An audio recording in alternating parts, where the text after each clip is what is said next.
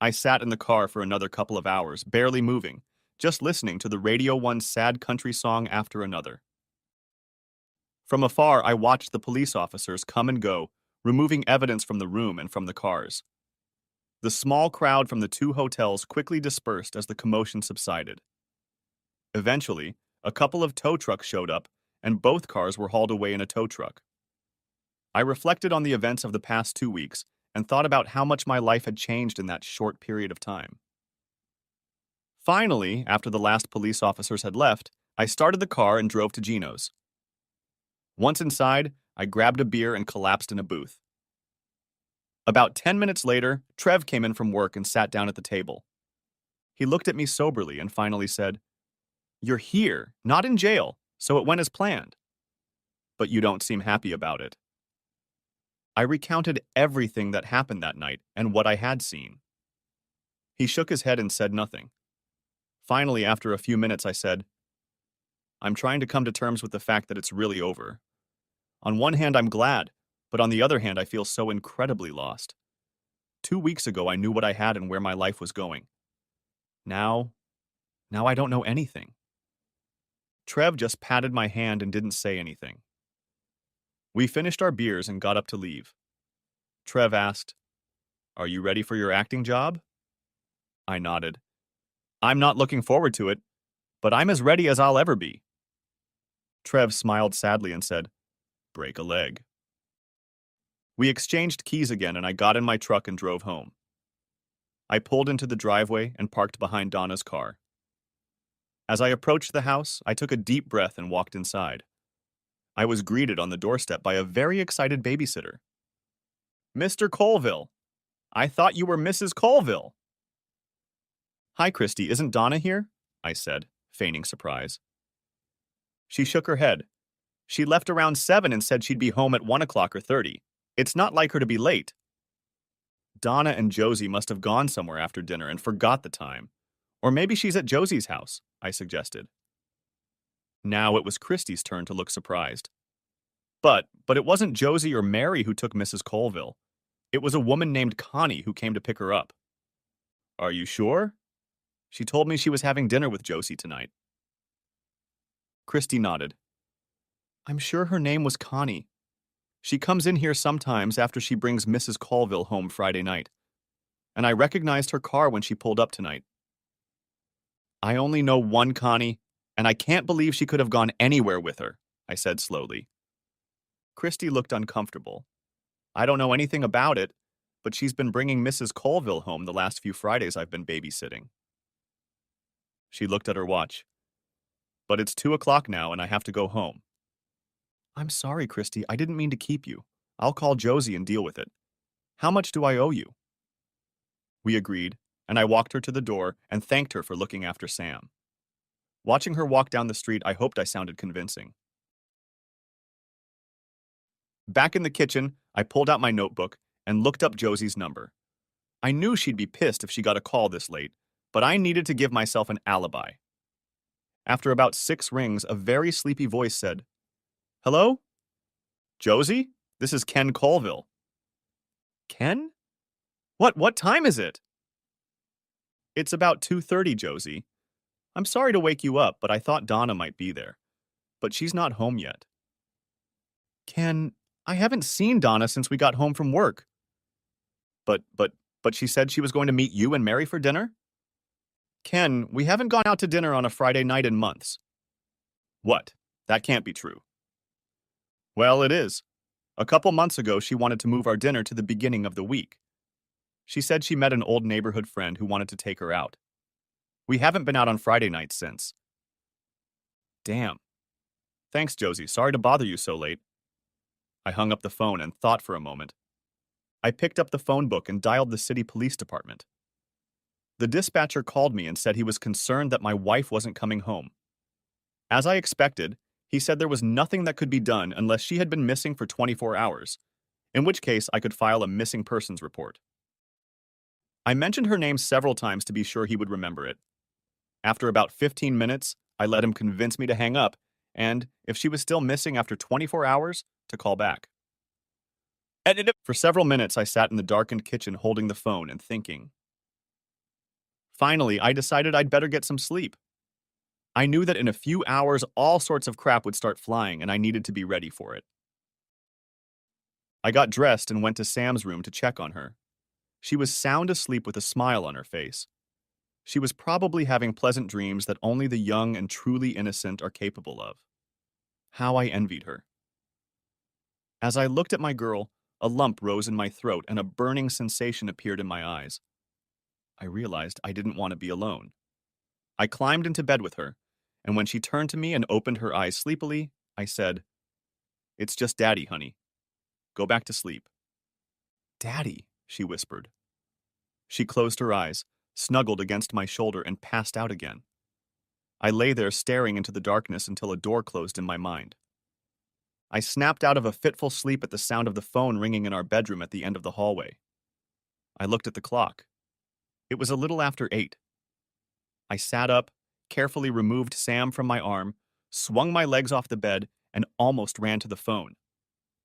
"Hello?" "Ken, it's Jack. What's going on with Donna?" He practically shouted into the receiver. Jack was Donna's father. Jack and Brenda, Donna's mother, lived in a small town about 20 miles away. He had been retired for several years now. On a small pension, Social Security, and their savings, they managed to survive. Once retired, they decided to move from the Upper Peninsula to upstate to be closer to the medical care Brenda needed because of her diabetes and blood pressure problems. I liked Jack and Brenda from the beginning, and we always got along well. They always tried to see Sam as often as possible and spoiled her the way only loving grandparents can. Their son still lived in California with his wife and 2 grandchildren, so Sam got most of their attention. I knew this was going to be especially hard for them right now. "Jack, Donna was gone when I got home from work. The babysitter said she had to be home at least an hour before. I called the girlfriend she was supposed to be out with, but she hadn't seen her. I even called the police. Ken, she just called here. She was almost hysterical and wouldn't stop crying. She kept saying, 'It's a mistake, it's a mistake,' over and over again. I was finally able to get her to tell me that she was in the Eaton County Jail. She couldn't or wouldn't tell me why. And she wouldn't answer me when I asked if she had called you." "What the hell? Jack, she didn't call me. I'll get dressed and go over there. Can you and Brenda watch Sam for me?" "Yeah, sure. Whatever you need, Ken." As I hung up the phone, I heard a noise outside the door. I turned around, and there stood Sam with a plush puppy clutched to her chest. "Daddy, where's Mommy?" she said. After thinking for a moment, I replied, "Mommy had to leave for work early this morning, sweetie. How would you feel about visiting Grandpa Jack and Grandma Bren this morning?" She thought for a bit and said, "Okay, but can I have breakfast first?" "Sure, honey. We'll both have breakfast. How about it?" We ate and got dressed pretty quickly. I loaded Sam into the car, and we headed over to Jack and Brenda's house. Both of them met us at the door, hugging each other desperately. Brenda was pale, and her eyes were red and swollen. She had clearly been crying. "Ken, what's going on? Donna can't be where she said she was, can she?" I just shook my head, as Jack took Sam in his arms and squeezed her. "I don't know what's going on, Brenda. All I know is that she wasn't with the person she said she was going out with last night. And from what the babysitter said, it wasn't the first time." Jack sat Sam down and told her, "Sam, I think there's a donut with sprinkles on the kitchen table for you. Why don't you go and have a look?" "Okay, Grandpa." And Sam trotted out of the living room and into the kitchen. Jack turned to me and said, "Ken, did you two have a problem?" I kept the puzzled look on my face and shook my head again. "Not that I know of, Jack. Donna has been acting a little strange and out of sorts the last few weeks. But we talked about it, and she said she was just tired of the schedule we've been keeping." "Why? Didn't she say anything to you?" Brenda and Jack looked at each other, and then Jack said, "Ken, we haven't seen her, or even talked to her hardly at all for almost a month. She hasn't called us, and if we have called her, she's excused herself and said she's too busy to talk. And it's really frustrating to us that in all that time, she never brought Sam back once. And that's not like her either." I nodded slowly and said, "Let me drive down there and find out what happened. I'll call you or bring her here." I turned and walked out the door, Jack walking right behind me. He put his hand on my shoulder and said, "Thanks, Ken. I'd go with you, but right now I'm afraid to leave Brenda alone. I think her blood pressure is spiking, and I had a hard time getting her to stop crying after Donna called." "I understand, Jack. Just take care of both of them, and I'll be back here as soon as I can." I got in the car and hit the road. The county jail was right next to the county courthouse, about 20 miles away. I had driven by it many times over the years, but never had the opportunity to go inside. Fortunately, there were several signs directing me to the visitor's entrance. Inside was a waiting area that was nearly empty, except for the front desk where several uniformed officers were working at tables. On the counter hung a sign instructing visitors to check in, and next to it was a clipboard. As I reached for a pen, one of the officers looked up and said, "May I help you?" Even though I was expecting this, I was confused and couldn't think of what to say in response. Finally, I said, "I think you are keeping my wife here. She called my father-in-law this morning. We don't know why." She asked rudely, "What's her name?" Donna Colville." She opened the folder lying in front of her and flipped through some papers. Without looking at me, she said, "Yes, she's here." She turned to another officer and asked, "Who's handling yesterday's holdup at the Red Roof Inn?" "Detectives Williams and Prescott," the second officer replied. The first officer picked up the phone and dialed the number. She turned away, saying something into the receiver.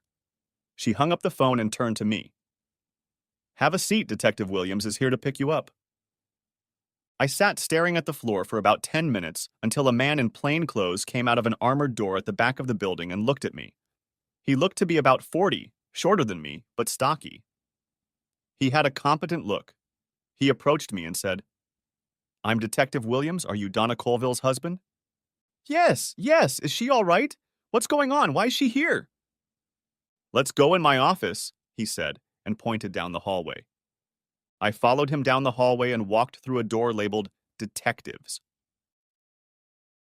We were the only people in a room with 4 desks with chairs and many file cabinets scattered around the walls. He closed the door behind me, pointed to a chair next to one of the desks, and said, "Have a seat. Let me see your driver's license, please." I held out my ID to him, and he opened a folder on his desk and compared what looked like a photocopy of Donna's license to it. He nodded and handed it back to me. "Mr. Colville, I'm sorry to inform you that your wife was arrested last night during a drug bust at the Red Roof Inn on Forest Road." I tried to feign embarrassment and disbelief. "What? No, there must be some mistake." "There's no mistake, Mr. Colville. Following a tip about an impending drug purchase, the Tri-County Drug Task Force raided a specific hotel room. A large quantity of illegal items were seized in the room as well as in 2 automobiles belonging to the occupants of that room. 2 weapons were also found during the search." I leaned back in my chair and looked completely dumbfounded.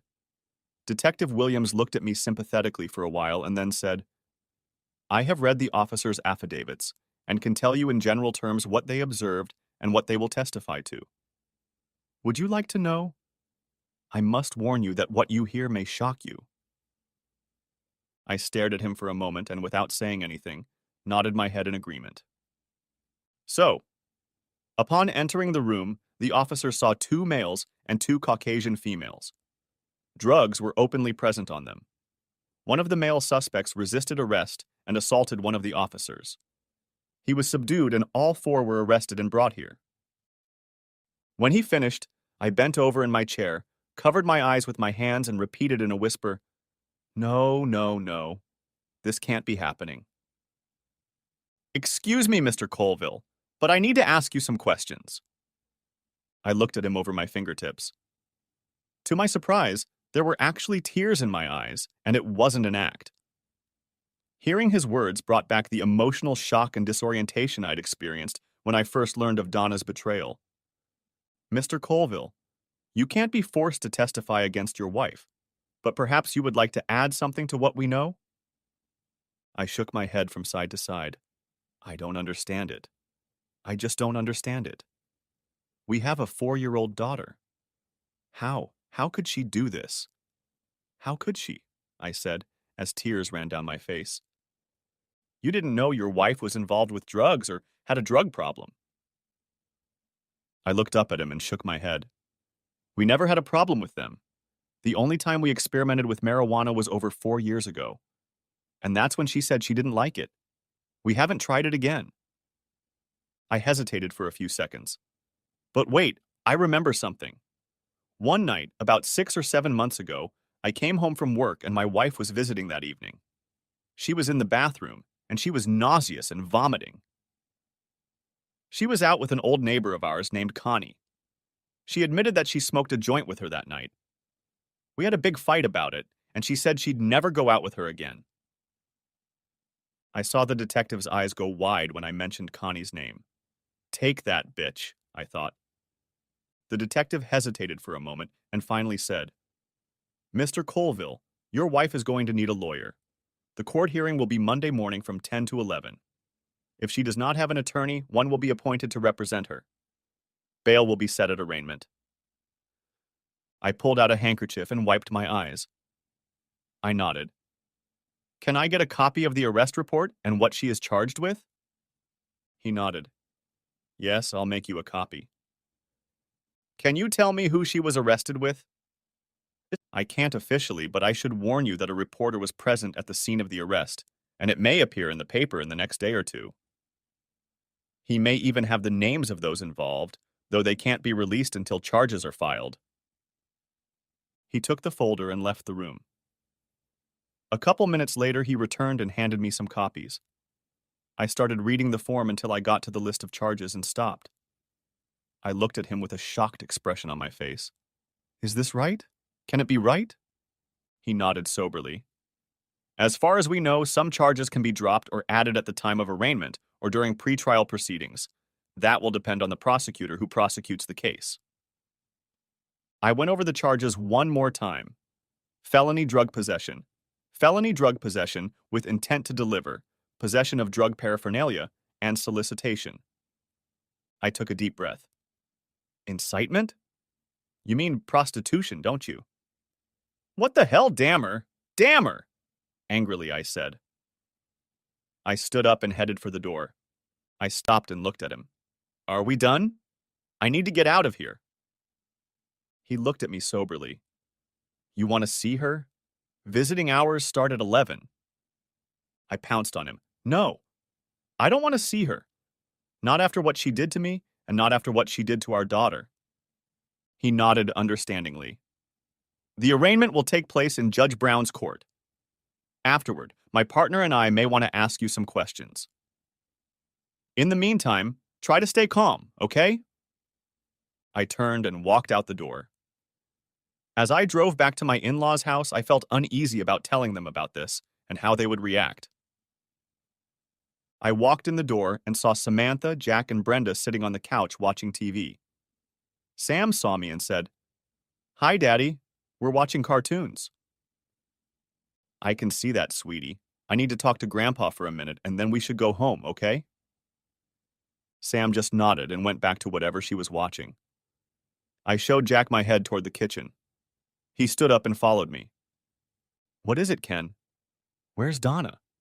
Why didn't you bring her home? I didn't say anything, just handed him a copy of the arrest report. When he read it, he turned visibly pale and collapsed into one of the kitchen chairs. He looked at me pleadingly. This has to be wrong. It's not Donna. I shook my head dejectedly. It gets worse, Jack. I can only tell you what the detective told me, and what the officers at the scene will confirm. I took a deep breath and repeated. Officers entered the room and saw 2 males and 2 females. A quantity of prohibited items were openly found in the room. One of the males resisted arrest and assaulted one of the officers. He was subdued, and all 4 were arrested. Jack's mouth fell open. Tears sprang from his eyes, and a groan like that of a wounded animal escaped from deep within his chest. He covered his face and cried. I waited silently for him to recover enough to wipe his eyes and try to catch his breath. Jack, Donna and the others will appear in court Monday morning around 10 o'clock. Nothing can be done until then. Jack looked up at me. Have you seen her? Have you seen Donna? I shook my head and said grimly, Jack, I don't want to see her right now, and I certainly don't want to talk to her. I need to go home and think about all of this. I need to think about what's best for Samantha. Jack hung his head, covered his eyes with his hands, and his whole body shook. I put my hand on his shoulder and said, I'll leave it to you to tell Brenda. I'm sorry, Jack. I'm sorry for all of us. Jack just looked at me and nodded. There were tears in both of our eyes. He stood up and followed me out into the living room. Come on, Sam. Kiss your grandparents goodbye. It's time to go. I heard Brenda sigh and turned to see what was wrong. She was looking at Jack like he was a stranger. He seemed to have aged 10 years in the last 10 minutes. She walked over to him and looked into his eyes, and he just wrapped his arms around her and pulled her tightly against him. I picked Sam up and they followed us to the exit. I turned to them before getting in the car.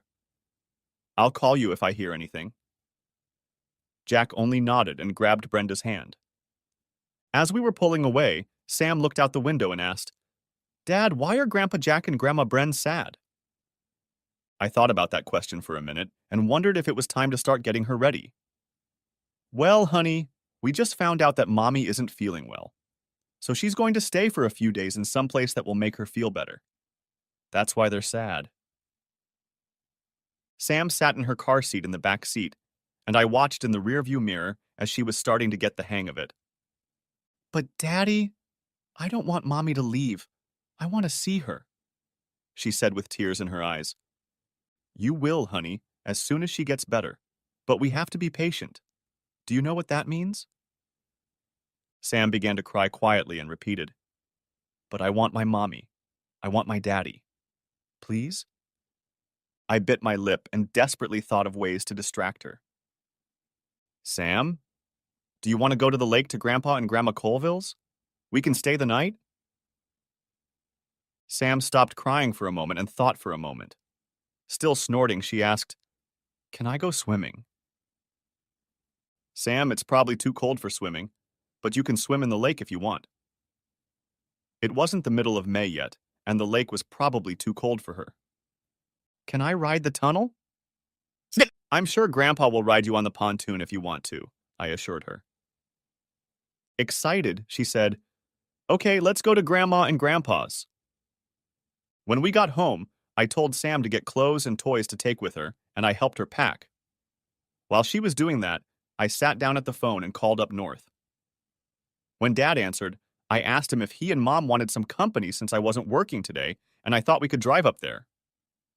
Hell yeah. Your brother is coming over in the morning to help us launch the docks and boats, ours and Harvey's next door. We could use your help.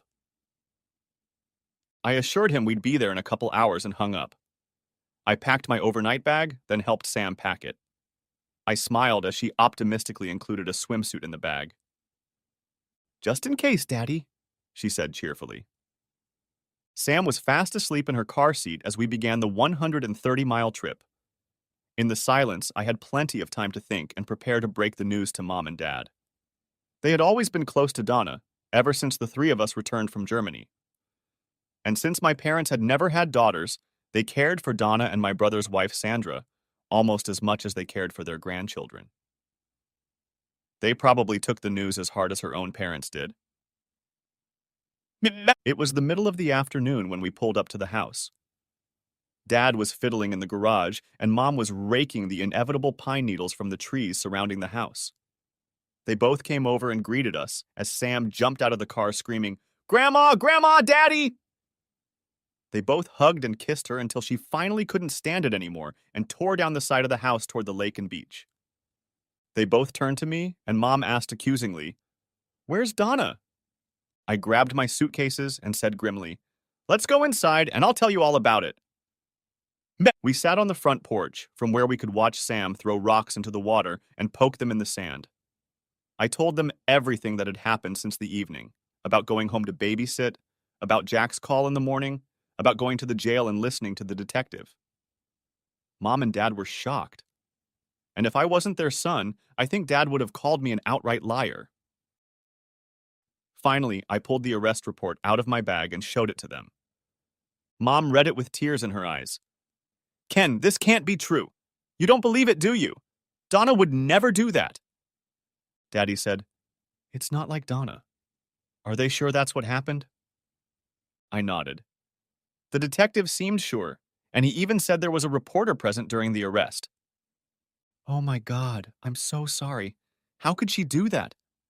Jack and Brenda must be absolutely devastated, said Mom, stood up and crying, ran into the house.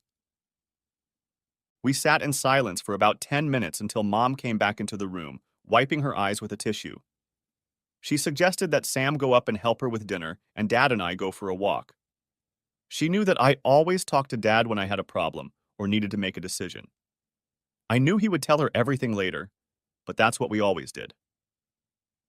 I yelled to Sam and Dad, and I walked out into the backyard and down the dirt road. He asked me what I was thinking. I told him that if all of this is true, and it looks like it is, then I can't trust Donna anymore. And I certainly can't trust her to be there for Sam. And what she did hurt me so badly that I couldn't imagine getting over it. The only way out was divorce, and I thought it would be best if I put some distance between us and her. I told him that I had graduated a semester early and was being handed my diploma. He smiled warmly and congratulated me. I just nodded and said that, all things considered, it was a bittersweet accomplishment.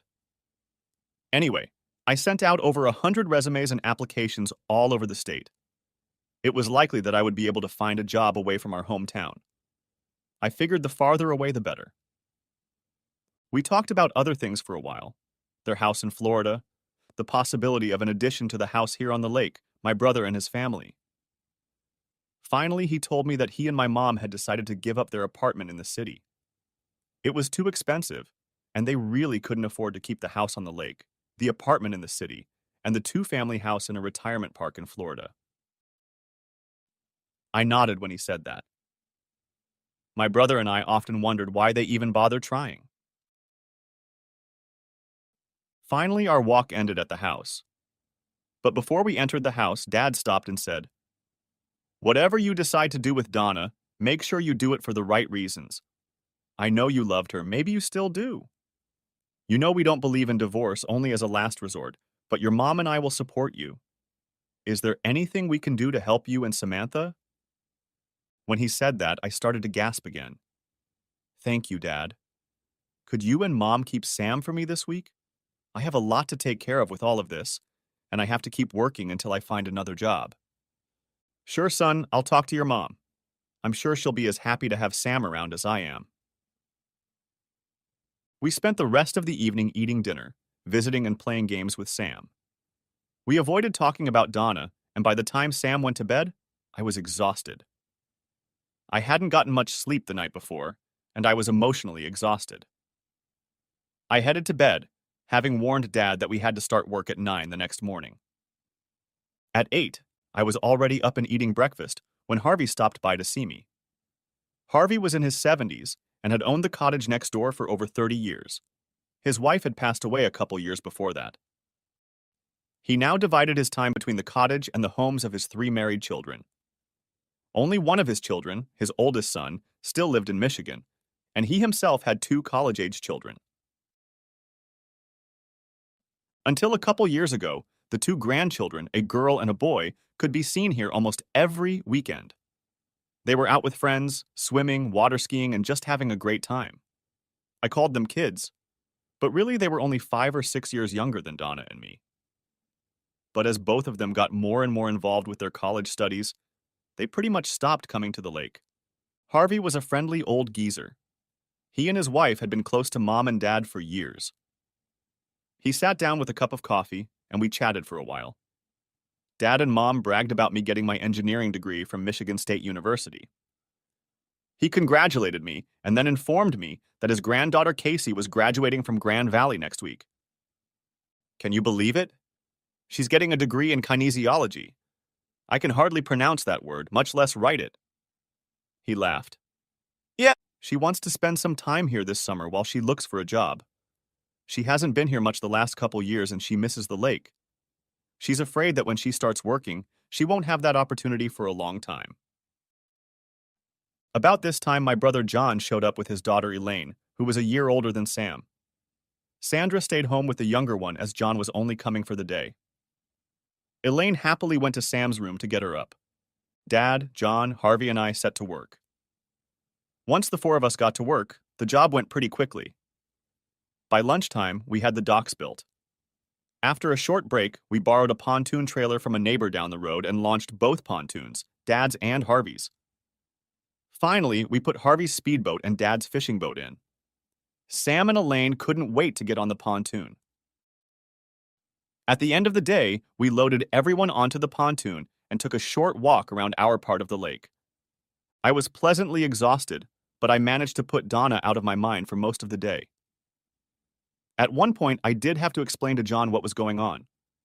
After he got over the initial shock, we agreed to meet for lunch later in the week and talk some more. I suggested that Sam stay at the lake with her grandparents.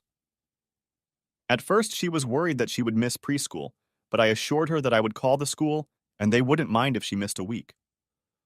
After a quick dinner, I packed up my things and said goodbye to everyone. I hugged and kissed Sam and told her to be good for her grandparents. I assured her that I would call her every day and that Grandpa would bring her home on Friday. As I drove home, I reflected on the fact that I was more calm than I had been in weeks. Mentally, I was relieved that with Sam taken care of, I could focus on getting some resolution to the situation. I arrived home at dusk. I gathered the Saturday mail and Sunday paper from the porch and put them on the kitchen table. I glanced at the answering machine in the room where the message light was blinking. There were 3 messages there. Trevor had called and wanted to know how I was doing. Jack called and asked me to call him back. The third call was from Donna. When I realized whose barely audible voice it was, my heart raced. She said weakly, Ken, where are you?" I could hear her struggling to suppress a sob, and her voice shook. "Ken, please take me away from here. This is a mistake. I don't know what you think, but it's not true. Dad barely talks to me, and Mom won't come to the phone. I don't know who else to call. Please?" She started to cry openly, and then the call cut off. I froze for a moment, trying to go back to that moment, to bring back the anger and hatred I felt just last Friday night. Mostly I was just sad and bitter. I picked up the phone and called Jack. When he answered, I said, "Jack, it's Ken. How's Brenda?" In a tired, dull voice, he said, "Ken, I tried to call you, but you weren't home." "I know. I decided to take Sam to the lake to see Mom and Dad. I just got back. They're going to keep Sam at their place for this week." "Brenda's in the hospital, Ken. I took her to the ER yesterday. After I told her everything you told me, her blood pressure went dangerously high. She's probably having an emotional breakdown too. The doctor said she needs to be kept under sedation and observation for a couple days." "Damn it. I'm sorry, Jack. I hope she's going to be okay." "Me too, Ken. But I wanted to tell you that Donna called again early this morning. I could barely stand to talk to her. I didn't know what to say. She did that to her mother, and now I can't forgive her for it. In the end, I just hung up the phone." "Yeah, I know, Jack. She left a message on our answering machine, too. Begged me to come and get her out of there. Claimed it was all a mistake." I hesitated for a moment. "I'm planning on going to the arraignment tomorrow. How about you?" I said, "I think I need to go back to the hospital in the morning. If Brenda sees me, it will help calm her down." "Okay, I'll call you tomorrow afternoon or stop by the hospital before I leave for work and let you know what's going on. Tell Brenda I said hi, okay?" "I will. Thanks, Ken." Hanging up the phone, I quickly went through the mail. There were several envelopes from the engineering firms I had applied to. I opened them and flipped through the letters. One said they had no current openings but would keep my resume on file. The other said to contact the employment agency they use to fill vacancies when they come up. No good, I thought. I turned on the TV and opened the Sunday paper. To the sound of the TV, I sleepily flipped through the pages and half-heartedly browsed the news. Suddenly, I woke up. At the bottom of the front page of the Metro section was an article headlined, Major Drug Raid on the East Side. It took up several columns and continued on the inside page. There were two photos on the inside page. One showed the back half of a Lincoln Town car with the trunk open, with two officers rummaging around in it. In the background could be seen the open door of a hotel room and one of the beds with linen scattered on it. Another picture showed a handcuffed man being put into a police car. From the profile and the fact that he was walking by himself, I realized it was James. The article said that two suspects, a man and a woman, were taken into custody, and that the state attorney's office was very interested in the fact that one of the male suspects was a state corrections officer. A large amount of drugs were seized in cars belonging to the two suspects. A gun and a knife were also found in the room. The suspects were expected to be arraigned Monday. And underneath the photos, in addition to the journalist's autograph, was Dennis Thompson's autograph. I paused, contemplating it. I knew from previous interactions with him that although he worked for free, he had an office in the newspaper building. I thought it would be helpful to pay him a visit first thing the next day. The last thing I did before going to bed was to call Trevor back. When he answered, I quickly brought him up to speed and told him about everything that had happened over the weekend. We talked a bit about how it all affected her parents and my parents. I told him that I planned to be at work all week as Sam would be taken care of. I was about to hang up when he said he had some news too. He had received a letter from General Motors saying that his apprenticeship program would begin in 2 weeks. I congratulated him and told him that no one deserves it more. And I meant it. Trevor was a good guy, hardworking and smart, too smart to spend his life on an assembly line. The next morning, I was up early. By 8, I was on the phone with the office of the divorce attorney I had called the previous week. I was lucky and was able to make an appointment for the afternoon. By 8:30, I was standing outside Dennis Thompson's office in the newspaper building and knocked on his door. He opened the door and said without any warmth, "Yes, what do you need?" He was a couple years younger than me, tall and thin. His appearance was somewhat unkempt, as if he didn't care much for his appearance. "Mr. Thompson, my name is Ken Colville. I'd like to talk to you about the pictures you published in Sunday's paper about the drug bust." "Yes? Come in. Have we met before? You look familiar to me." Trying to speak a little louder than usual, I replied, "I don't think so."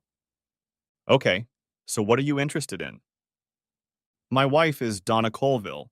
She was one of the women arrested at that motel." That statement got his undivided attention. "I'm sorry to hear that," he said. "Yeah, I'm sure you are. I'm filing for divorce." "Judging from the pictures in the paper and the detective's comment, I assume you have other pictures that my divorce attorney might want to see." "Yes, there are other pictures. But why should I provide them to you?" I decided to take the direct approach and see what he would do. "Look, Mr. Thompson, I'll pay you $500 for a set of any photographs you may have, and I'll sign an agreement that they are for my personal use in any lawsuit I may be involved in and will not be published anywhere." He thought for a moment. "Like I said, why should I provide them to you? Wouldn't you rather have my attorney call you and the pictures to the divorce hearing? That way you'll get the money and won't have to worry." He stared at me for a moment, then laughed. "Yeah, you're probably right." He reached for the stack of manila envelopes on the corner of the desk and started going through them. Finally, he found the one he was looking for and held it out to me across the table. Then he reached into the file drawer under the desk and pulled out a couple of printed sheets. "There are 2 sets of 5x7 sheets here. I must warn you that some of them are quite graphic. Look through them and see if they're what you're looking for while I fill out the standard contract forms. Oh, and you can write me a check for $550. 500 for the rights to the photographs and 50 for the prints. You give me back the prints and I'll give you back the 50. Deal?" I only snorted at him, since I was sure he knew the prints would never be returned. I carefully opened the envelope and pulled out a stack of photos. Quickly flipping through them, I felt my throat constrict and suddenly felt dizzy. "Yes, this is what I need, and I recognize the other woman," I said in almost a whisper, tucking them back into the envelope. He stopped writing for a moment and looked at me intently. You didn't know anything about this, did you? Are the kids involved too? I didn't answer anything, just nodded. He shook his head and said, I moonlight as a private investigator from time to time. It's amazing how painful it can be when a man or woman finds out their spouse isn't who they say they are. With shaky hands, I pulled out my checkbook and wrote a check. We both signed the contracts, a copy for each of us, and I handed him the money. Taking the check, he said, Thanks, I couldn't use most of these pictures anyway. They're too graphic and too likely to be sued if I did. I nodded.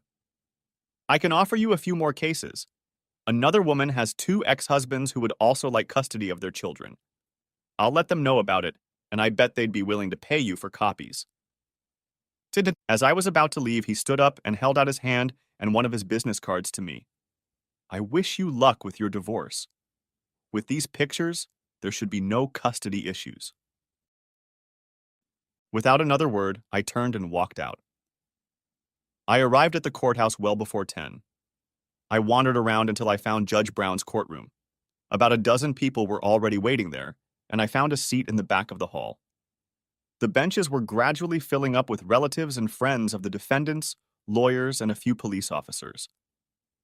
I recognized Detective Williams, who stood at the door, and another man who entered alone and sat down by the aisle. I puzzled over it for a long time until it came to me that this was Connie's first husband. I had seen him a couple of times a few years ago when we lived next door to her. I made a mental note to try to catch him before he left. The judge and bailiff came in and announced the first case. A steady stream of prisoners in orange jumpsuits under escort appeared before the judge one by one to read the charges and plead guilty. Some prisoners were handcuffed, some were not. The judge would review the arrest file and read the prosecutor's recommendations. He would then set bail and a court date, after which the prisoners would be escorted out just as quickly. Then the next group was brought in. The third group of inmates were brought in by Donna, Connie, Curtis, and James. Curtis and James were handcuffed.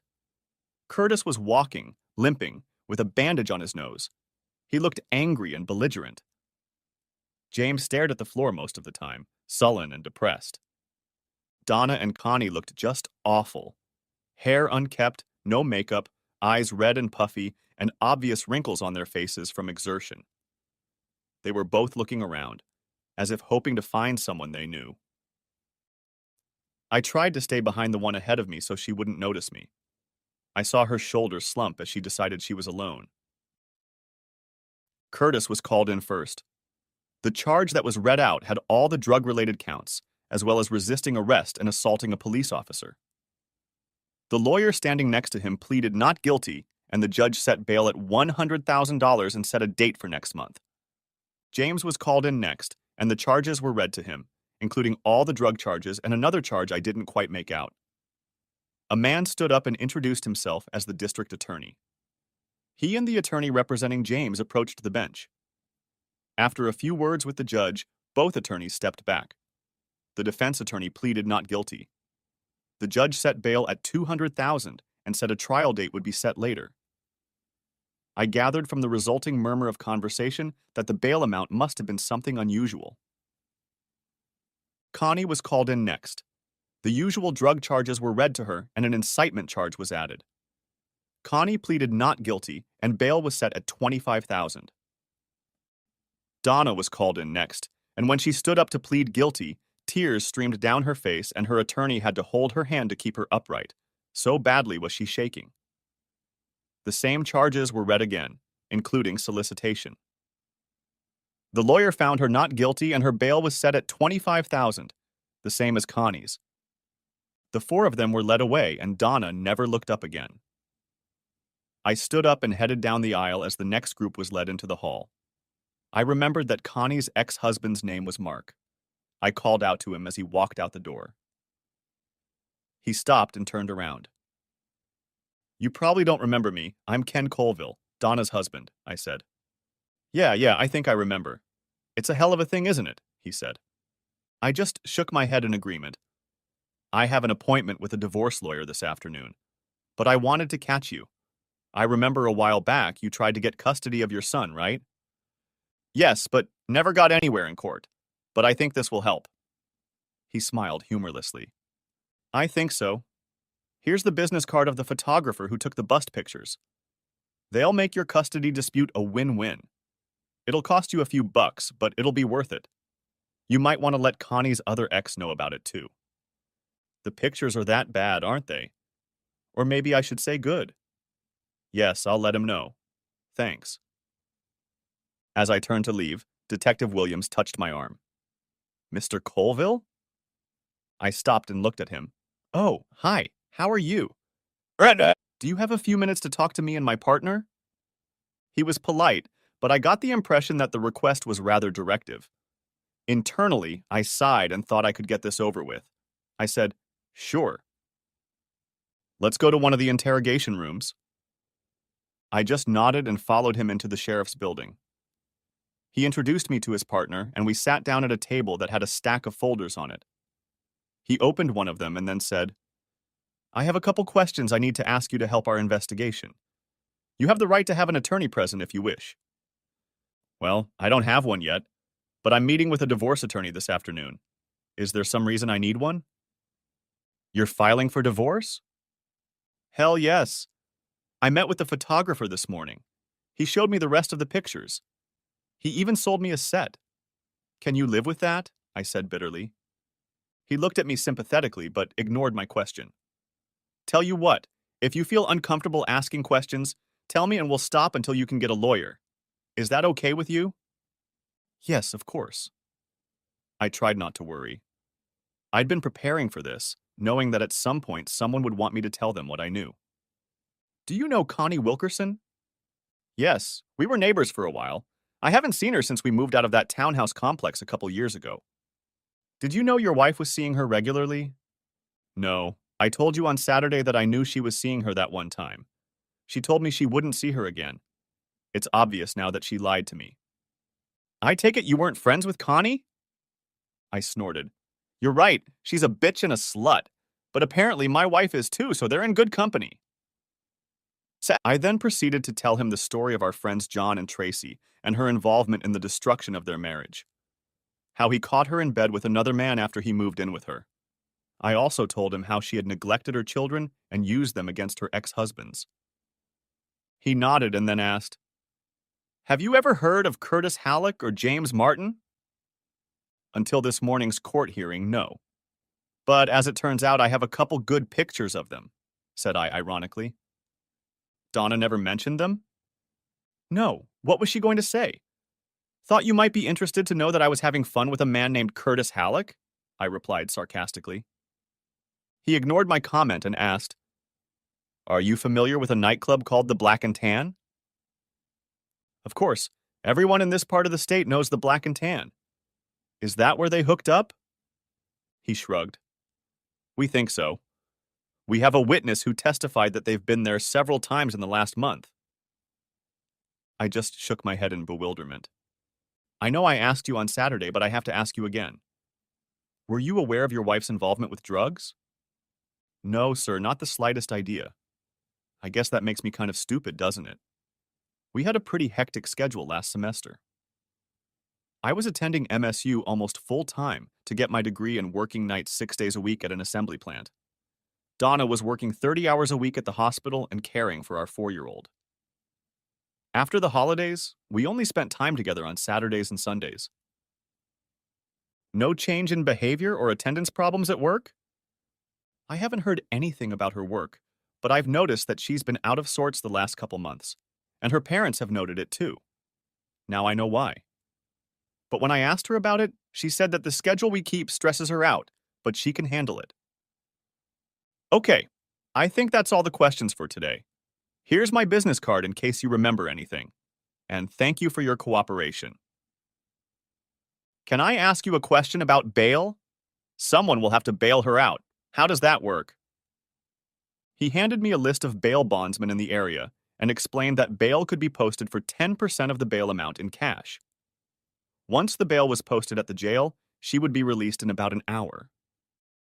As I drove away, I thought the interview had gone very well and felt very relieved. I decided that I had better see Jack and Brenda before I met with the lawyer. Upon arriving at the hospital, I made my way to Brenda's room. When I entered, it appeared that Brenda was asleep and Jack was sitting next to the bed. He stood up, put his fingers to his lips, and walked to the door. We went outside and I asked, "How is she?" "Good, good. Her blood pressure's back to what it should be. They're going to discharge her in the morning. The doctor is going to keep her on antidepressants for a while." "How did it go in court?" "The charges were read. Her attorney pleaded not guilty. Bail was set at $25,000. It lasted only 10 minutes. She called again early this morning. She almost became hysterical when I told her her mother was in the hospital. She said she misses you and Sam and doesn't understand why you don't call her back and come see her. She asked if anyone was coming to the court hearing. I said I had to be in the hospital, but someone would probably come. She begged for someone to come and get her out of there. I told her we'd see what we could do." "Yeah, she looked pretty bad this morning," I said without any sympathy. Jack looked at me sadly. "What are you going to do, Ken? Are you going to bail her out?" I looked Jack in the eye and said, "Jack, I can't let her anywhere near Sam or me right now. I have an appointment with an attorney this afternoon to see what my options are." "Is it really that bad, Ken? Don't you have any doubts left?" said Jack with annoyance. "Did you see the article in the Sunday paper?" He nodded affirmatively. "I went to the photographer this morning. There are other pictures in there, candid pictures. Photos that, as Donna's father, I hope you never have to see. Photos that, as her husband, I can never get out of my mind." "There is no question of cheating. None," said I firmly. Jack wiped his eyes and said, "Okay, Ken, I understand. The value of the bail is $2,500. If you need help, I'll give it to you. As for where she goes when she gets out, I don't really care. Maybe she'll move in with Connie, the other woman involved in all this. I think she'll have the kids taken away from her soon, so she'll have a place to go." No, I'll talk to Brenda when she wakes up. I'm sure no matter how hard it is for her, she'll still want her to move in with us. One thing about being a parent, even if you disagree with or are appalled by their behavior, even of an adult child, you still have to love and support them." He said this with sadness. When we looked at each other, I was surprised that we both had tears coming to our eyes. "I want you to know, Jack, you and Brenda can see Samantha anytime you want. I don't want it to change your relationship in any way. And ours too. I've always thought a lot of you and Brenda." He nodded and we hugged. As he quickly turned and walked back to the hospital room, I could clearly hear him trying to hold back sobs. I slowly walked away, shaking my head at how much suffering Donna had caused. My meeting with the lawyer in the afternoon went about as I expected. I explained the circumstances, provided him with a copy of the arrest report and photos. I told him that my first priority was to get custody of Samantha, and I wanted to keep Donna away from Sam for as long as possible. I didn't care about the settlement. He said he could file divorce papers the next morning on the grounds of adultery and also seek an injunction against Donna as an unfit parent who was a danger to the child. He felt there should be no problem with the arrest and photos. I asked him to call me when the papers were ready and I would pick them up. I wanted to give them to Donna myself. When I got home late that night, the phone rang and I picked it up. It was Mary. "Ken, it's Mary. Donna didn't show up for work today and hasn't called. What's wrong?" "Donna's in jail, Mary," I said without emotion. "What?" she said incredulously. "You didn't mishear, Mary. She's in the Eaton County Jail." "What? Why?" "Did you see the Sunday paper about the drug bust at the Red Roof Inn Friday night?" "I didn't read it, but I heard something about it." "She was one of the 4 arrested that night." I heard Mary give a shocked sigh. "So I don't think she'll be at work for a while." But that can't be true. What are you going to do?" "I'm going to do what I have to do. I'm sure she'll contact the hospital as soon as she's released on bail." "Ken, I'm so sorry." "Yeah, me too." And I hung up the phone. That evening I went to work as usual. Trev and I talked for a while and brought each other up to speed. When I got home from work, I wandered aimlessly around the house, thinking about how much had changed in just 3 days. For the first time since Thursday night, I was sleeping in my own bed, alone, and I realized it was time I got used to it. This was the way it was supposed to be. I'd been married for almost 5 years and hadn't slept apart from Donna since I left the army. On Tuesday, I got up and started on my to-do list. I got Donna's luggage and a few boxes out of the basement and started packing her things. All of her clothes, shoes, and toiletries I packed and put in the trunk of her car. All of her things on hangers I pulled out of the closet and spread them out in the back seat. Just as I was finishing up, the phone rang. When I answered it, it was a reporter from the local TV station asking if Donna Colville lived here. I replied that she didn't and hung up. Just then the phone rang again, and it was the same man. He insisted it was the number of Donna Colville, who had been arrested the previous Friday night. I asked how he knew that, and he said it was in today's paper. I told him there was no one here by that name and hung up again. I hadn't picked up the newspaper from the porch yet this morning. I figured I'd better find out what was in store for me. On page 2 was a continuation of the arrest story, including sketches of the arrestees. The article detailed the arraignment and emphasized the connection between Curtis and James and the drug problem at the Ionia jail. I almost dropped the paper when I read that the street value of the drugs seized totaled over $100,000. I thought, damn, Curtis must have loaded his Lincoln with some serious weight.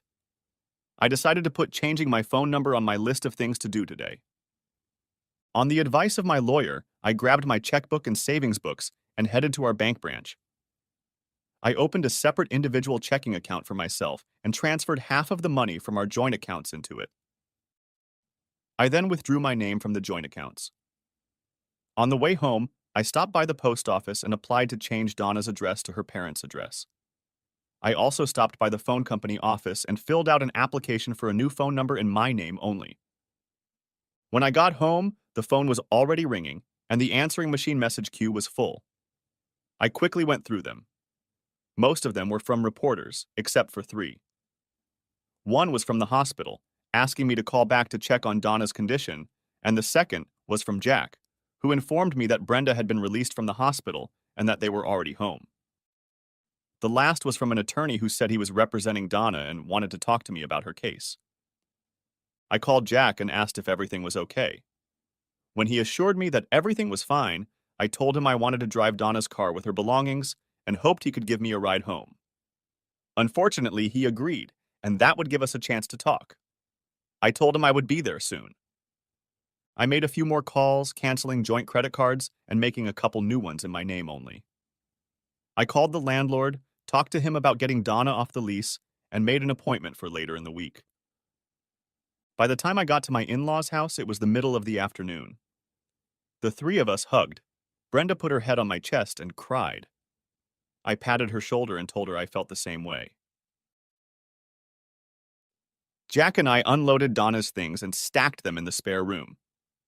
I gave him her mail and bank accounts and asked him to hold them for her. As we were driving back to my house, I said, "I'm filing for divorce, Jack. I've decided I can't live like this anymore." "Yeah, I realized that when you left yesterday," he said sadly. "I called the bail bondsman today. I have an appointment to pick up the bail tomorrow at 11. Jack, I wish I could go with you to the jail to pick her up. It's my responsibility to tell her what's going to happen. I don't want her to have any doubts left, and I don't want you to have to deal with that," I said firmly. "Sure, Ken. I think it's going to be a hell of a day for all of us." He sighed. We drove the rest of the way in silence, each immersed in our own thoughts. As we got out of the car, I told him I planned to meet him around noon at the jail, and he agreed. I called the attorney's office and arranged to pick up the divorce papers the next day. I then called up north to talk to Sam and my parents.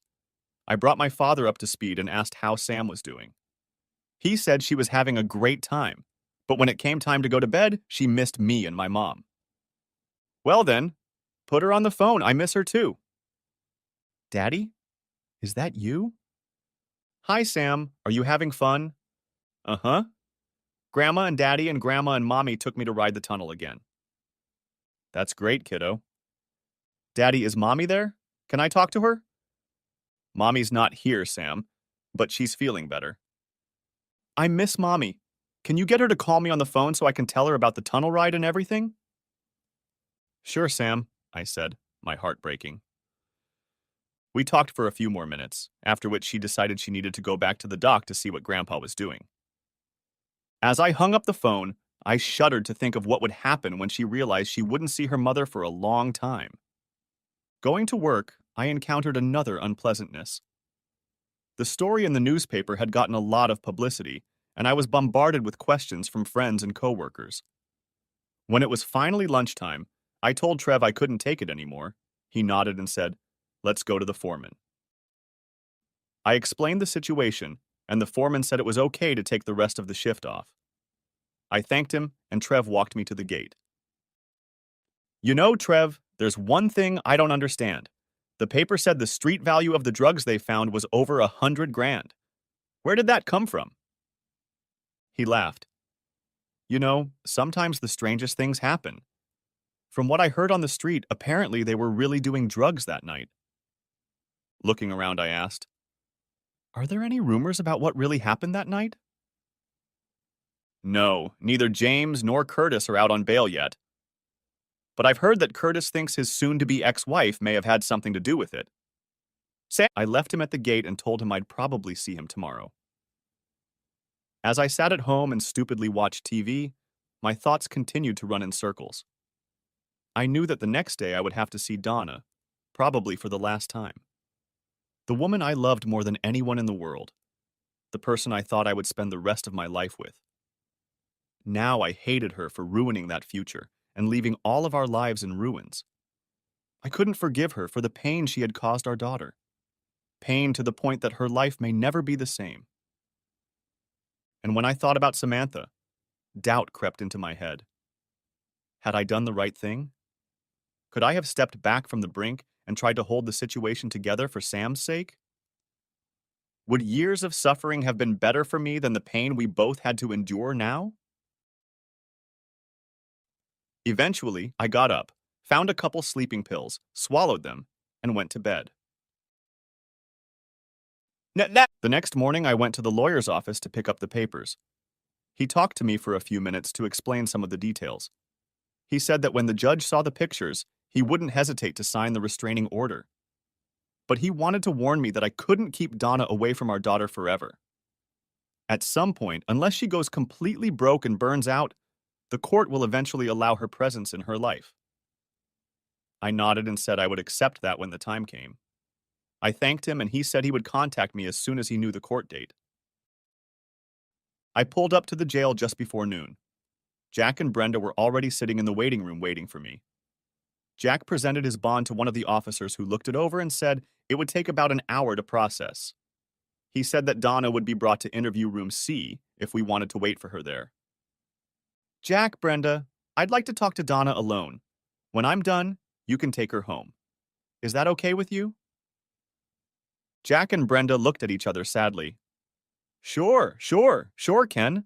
We'll wait here, said Jack.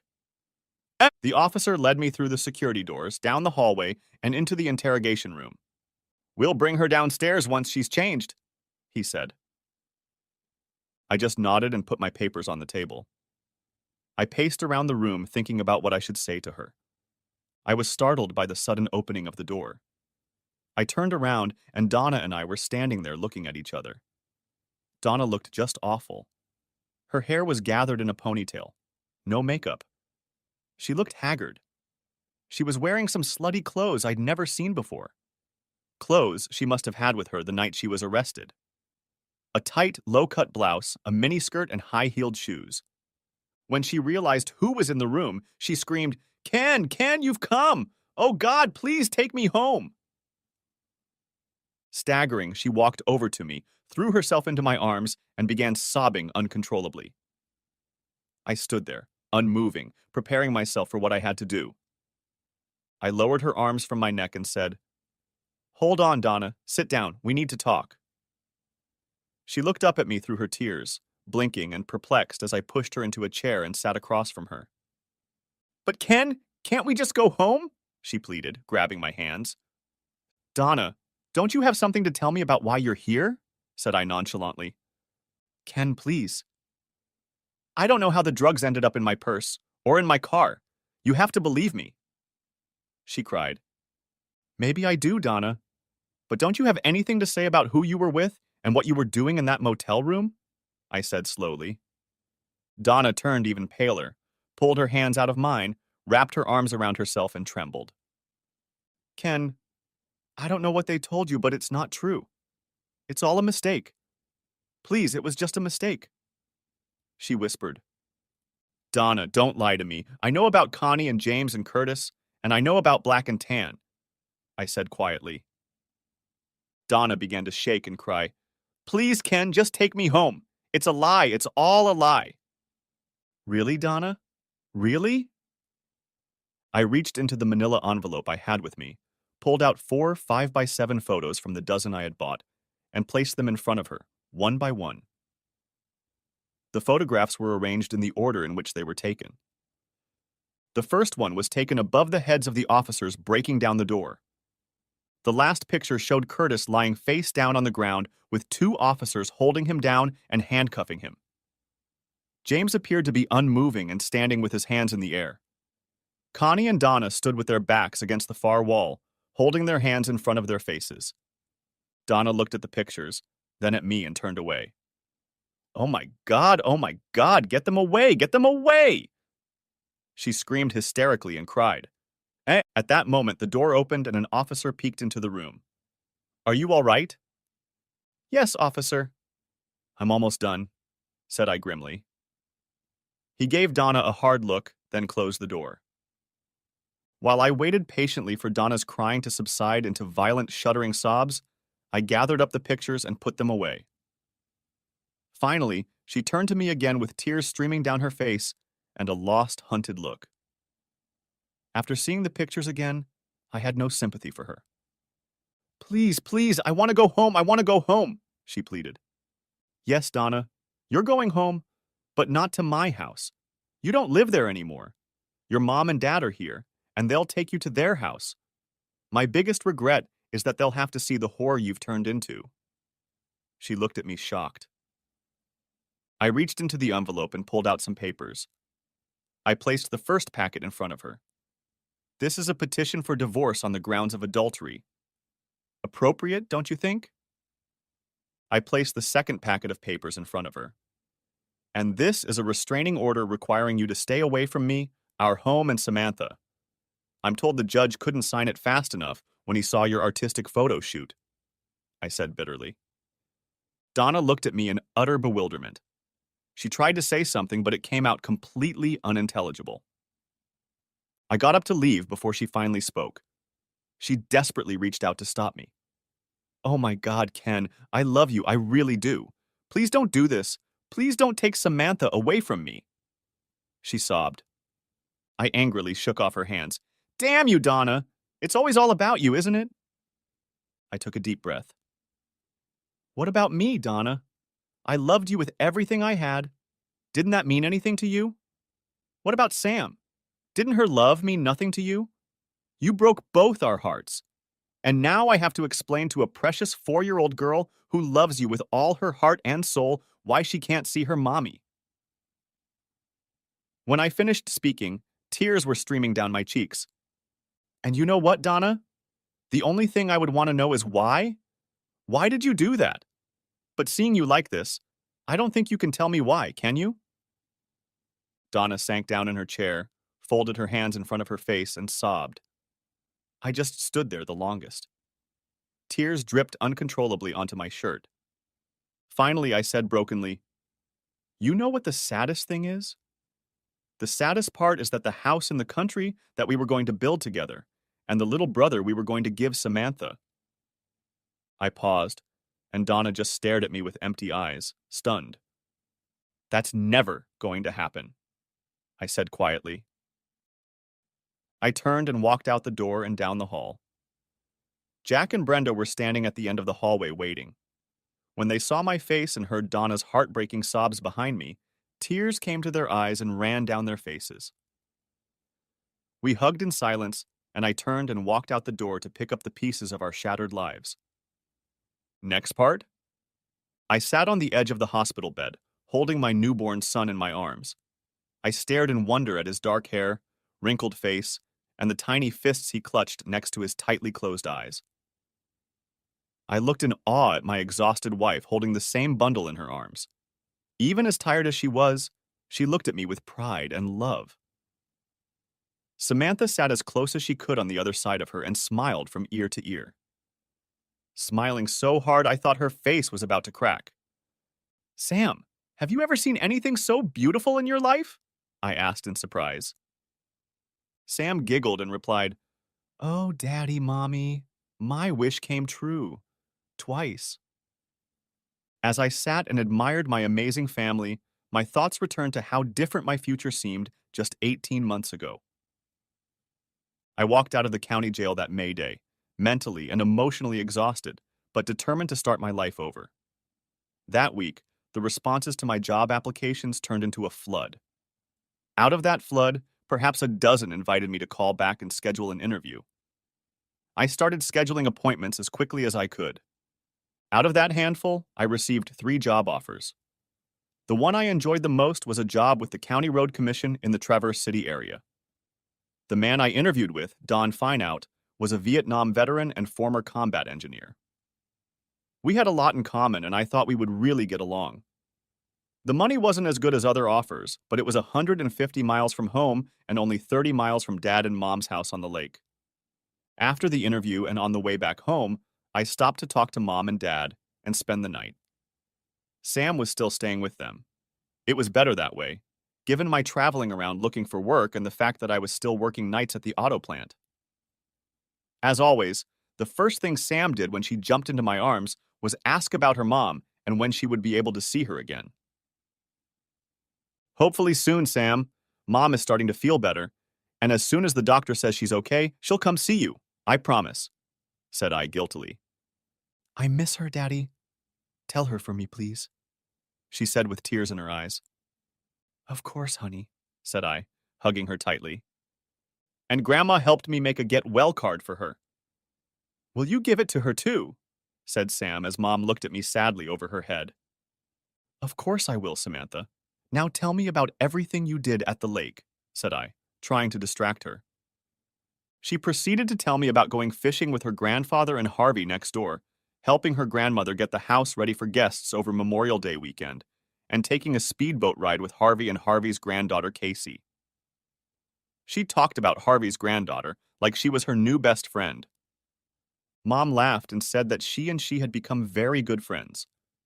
They were inseparable on those days when Casey wasn't busy looking for a job. Later, Mom told me that she felt like Sam was replacing Casey as her mother, but Casey didn't seem to mind. I thought about it and hoped Sam wasn't giving me any trouble. I hadn't seen Casey in years and didn't know how she felt about kids. That night at dinner, we discussed my job offer. I told Mom and Dad that I really liked the person I would be working for, and I thought the job would be interesting. The only thing I was confused about was finding a place to live and whether there would be any divorce or custody issues because of it. Dad looked at Mom, and she smiled back at him and said, "I know what you're thinking, and I think it's a great idea." I looked puzzled, and Dad laughed. He said, "How about this? You and Sam move in with us, at least until we leave for Florida in the fall. That will give you time to get settled in the area and find something to buy or rent. And we'll get Samantha for the whole summer." "Are you sure?" I asked hesitantly. "We have plenty of room. It only gets crowded on weekends when John and Sandra and the kids come to visit. And this way, you won't have to worry about childcare when you start your new place," he said. "That sounds great, but I don't want us to be a burden to you," I said doubtfully. "Then who's a burden?" Mom said, smiling. Mom said, smiling. Mom said, smiling. She laughed. "Not Sam. And if it makes you feel better, you can pay us to stay here. It's all settled now." All that's left is for you to call your lawyer and make sure everything's okay. The next morning, I got up early to drive back to the state. As soon as I got home, I called my attorney. I explained to him that I had gotten a job offer out of town and wanted to make sure it was okay to accept. He said he didn't think there would be a problem if I didn't leave the state. I called Don Fineout and accepted his offer. We quickly agreed on a start date, and that night at work, I submitted my 2 weeks' notice of resignation. After my shift, Trev and I stopped by Gino's for a beer. The realization that this was the end of an era for us was taking hold of us more and more. The next week, he was starting an internship at a third plant across town. The rest of the week, I started packing. Jack called me every few days to see how Samantha was doing. He and Brenda were disappointed that she was still up north. But I talked to my mom about it, and she insisted that Brenda call her. My mom and dad, Jack and Brenda, had always gotten along great, and Mom wanted them to come up north and see their granddaughter. That cheered them up a bit. Donna came. Donna never came with them, probably because of a court order. Whenever Jack called, he wanted to tell me about the Donna situation. I usually let him go on for a few minutes, but then always cut him off when he got to the point that Donna missed Sam and me and wanted to talk. I told him that I was going to wait until my attorney and the court settled things. Donna even wrote me a letter, which I returned unopened. The turmoil still made it difficult for me to eat and sleep, and I periodically questioned my decisions and actions.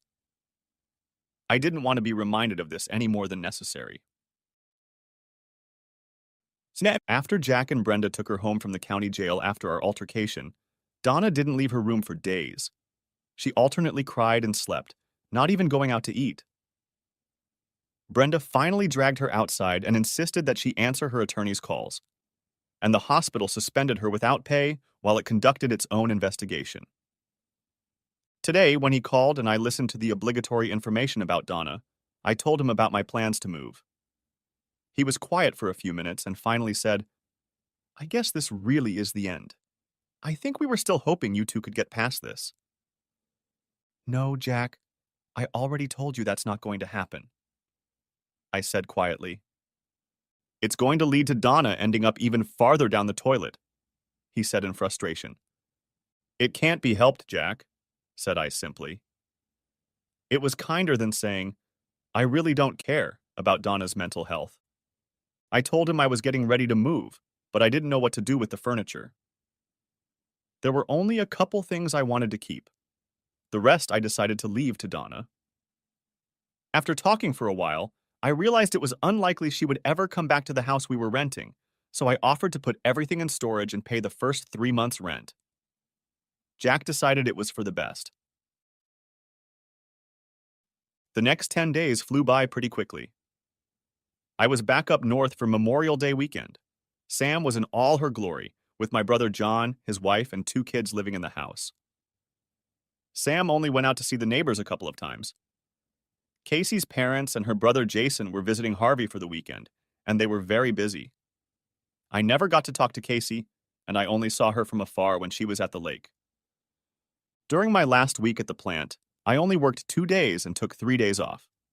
I took a couple guys from my department, including Trev, and we moved everything in a day. I met up with Jack to give him the keys to the warehouse and some boxes of Donna's stuff that I had sorted through that I thought she might need. On my last day in town, I met with my attorney to discuss a few things. Donna had finally gotten in touch with the divorce attorney who had called him. She still insisted that she didn't want a divorce and wanted to try marriage counseling. I firmly told him no and told him to proceed. On Friday, I packed up the pickup and trailer with the last of my belongings, gave the keys to the landlord, and left town. As I drove farther and farther away, it was like a huge weight was lifted off my shoulders. I felt like I'd finally put everything behind me and everything was going to be okay again. Sam was overjoyed that I was staying. She chatted nonstop for almost an hour. First, she asked about Mom and if she missed her, then about Grandpa Brenda and Grandpa Jack, who had come to visit earlier in the week. Finally, she fell silent, talking about boat rides with Casey and Casey, teaching her to swim. Later, when she went to bed, I asked my mom about her fascination with Casey. and whether Casey was really interested in spending so much time with her. Mom paused for a moment and smiled.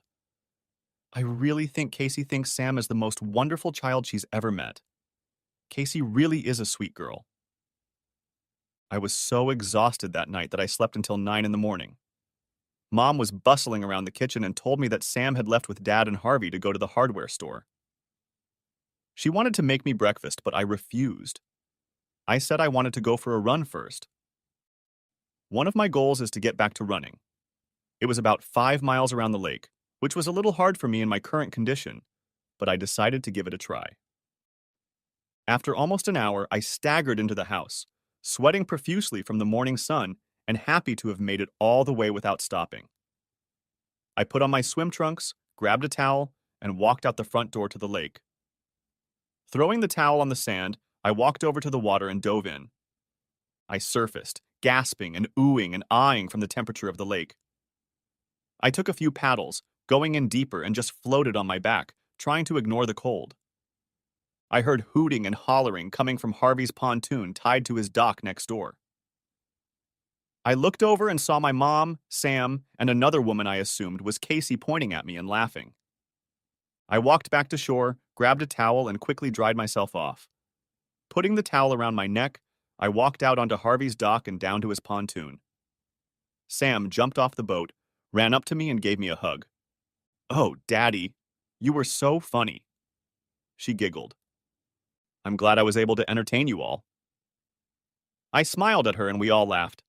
Sam took my hand and pulled me onto the pontoon. "Daddy, Daddy, this is Casey. She's teaching me how to swim and everything." She was practically ecstatic. I looked at Casey and smiled. "Hey, Casey. It's good to see you again. It's been a few years. Thank you for spending time with Sam. It means a lot to me." Casey looked me straight in the eye and gave me what I thought was a 100-watt smile. It had been years since anyone, male or female, had made such an instant impression on me. "It's my privilege, Ken. Sam is such a wonderful girl. We just have such a great time together." I couldn't agree more, but we can't have Sam hearing us talk about her like that. We can't let it get to her head, can we? I smiled at Sam and stroked her head as she giggled. While Casey talked, I scrutinized her, trying not to show it too obviously.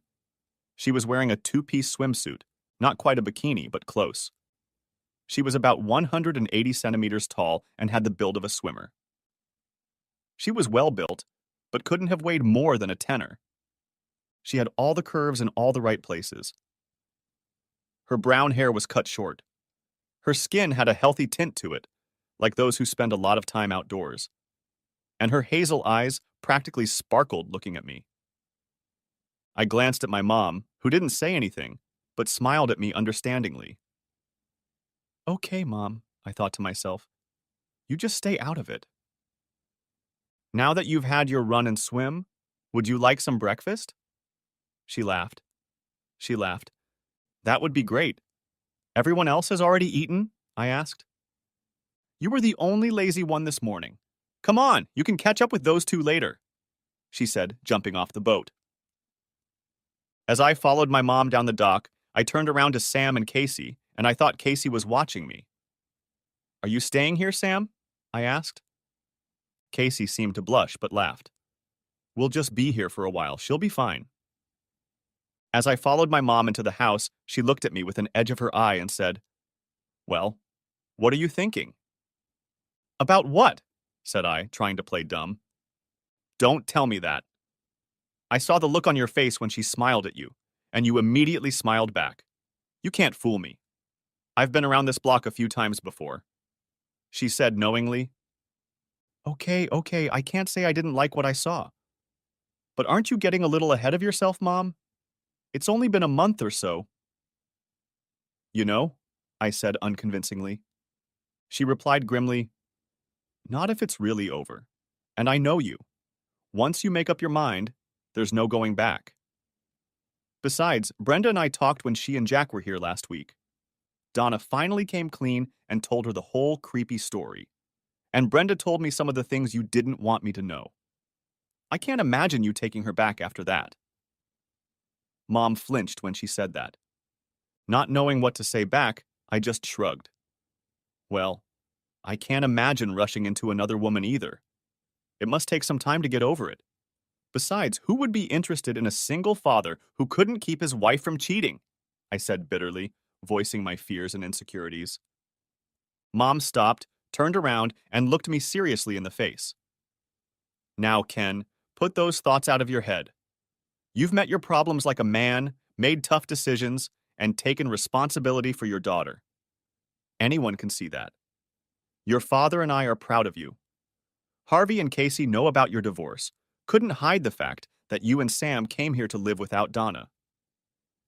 As for anyone being interested in you, have you looked in the mirror lately?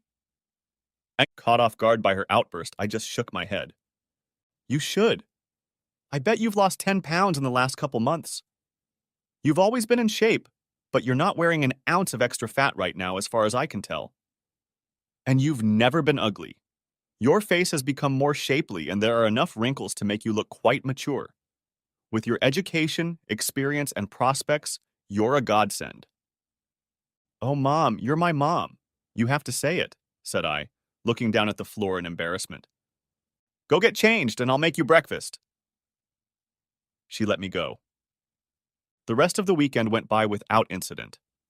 I helped Dad and Harvey with a project in the garage and did a little fishing with Sam. Sunday night, Jack called to talk to Mom and Dad about coming over to see Samantha again. After talking to him for a few minutes, Mom handed me the phone and said, Jack wants to talk to you. Hi, Jack. How's Brenda? I asked. She's better. Thanks for asking. I wanted to ask you something. I gave Donna the card that Sam sent for her. She said to tell you to say thank you, but she'd like you to write her back. I know the restraining order is still in effect, but would you mind? I thought for a moment. Finally, I said slowly, I think it would be okay, Jack. As long as Donna pretends to be sick and goes to the doctor and doesn't write anything about us getting back together or make promises she can't keep. I heard Jack exhale noisily into the tube and said, Thank you, Ken. You have no idea how much this means to us and to her. And the pretense about her being in treatment isn't that far from the truth. Last week, we finally sent her to counseling for depression. We're really concerned for her safety. No problem, Jack, I said awkwardly. Well, we'll be there tomorrow afternoon. Your mom asked us to stay the night, so maybe we can talk some more. Yeah, sure, I said without enthusiasm, and we hung up. The next day, I headed to the county center to start my new job. For the first few hours, my boss drove me around the county, introducing me to everyone, including the road commissioner and several members of the road commission board. After that, he paired me with another engineer, and we drove all over the county reviewing current and proposed road projects so I could get my bearings. By the time I got home, I was pleasantly exhausted. When I walked in the door, Mom, Dad, Jack, and Brenda were sitting in the living room. Samantha was sprawled out on Brenda's lap, resting her face against her chest and clutching what looked like several sheets of writing paper in her hands. Brenda stroked her hair and whispered something in her ear. Sam looked up when she heard me come in, and I could see tears streaming down her cheeks. Daddy! Daddy! Mommy wrote me a letter. See? And she held out the paper for me to peruse. That's so sweet, honey. What did she write? Said I softly. Smoothing the papers in her hands, she said, Mom said that she loves me and misses me more than anything in the world, that she's been sick, but she's getting better and she wants to come visit me. Can I, Daddy, can I? And she looked at me pleadingly with eyes glistening with unshed tears. I glanced at everyone else in the room and realized they were all emotionally affected by Sam's reaction. Mom and Dad were trying to nonchalantly wipe the tears from their eyes. I looked at Sam again, took her in my arms and said, As soon as she's better, we'll make sure she comes and sees you, okay? Okay. I'll save her letter in my notebook and Grandma Bren will help me write a letter back. That's a great idea, Sam, said I. Mom stood up and said, Dinner is almost ready. Go get changed, Ken.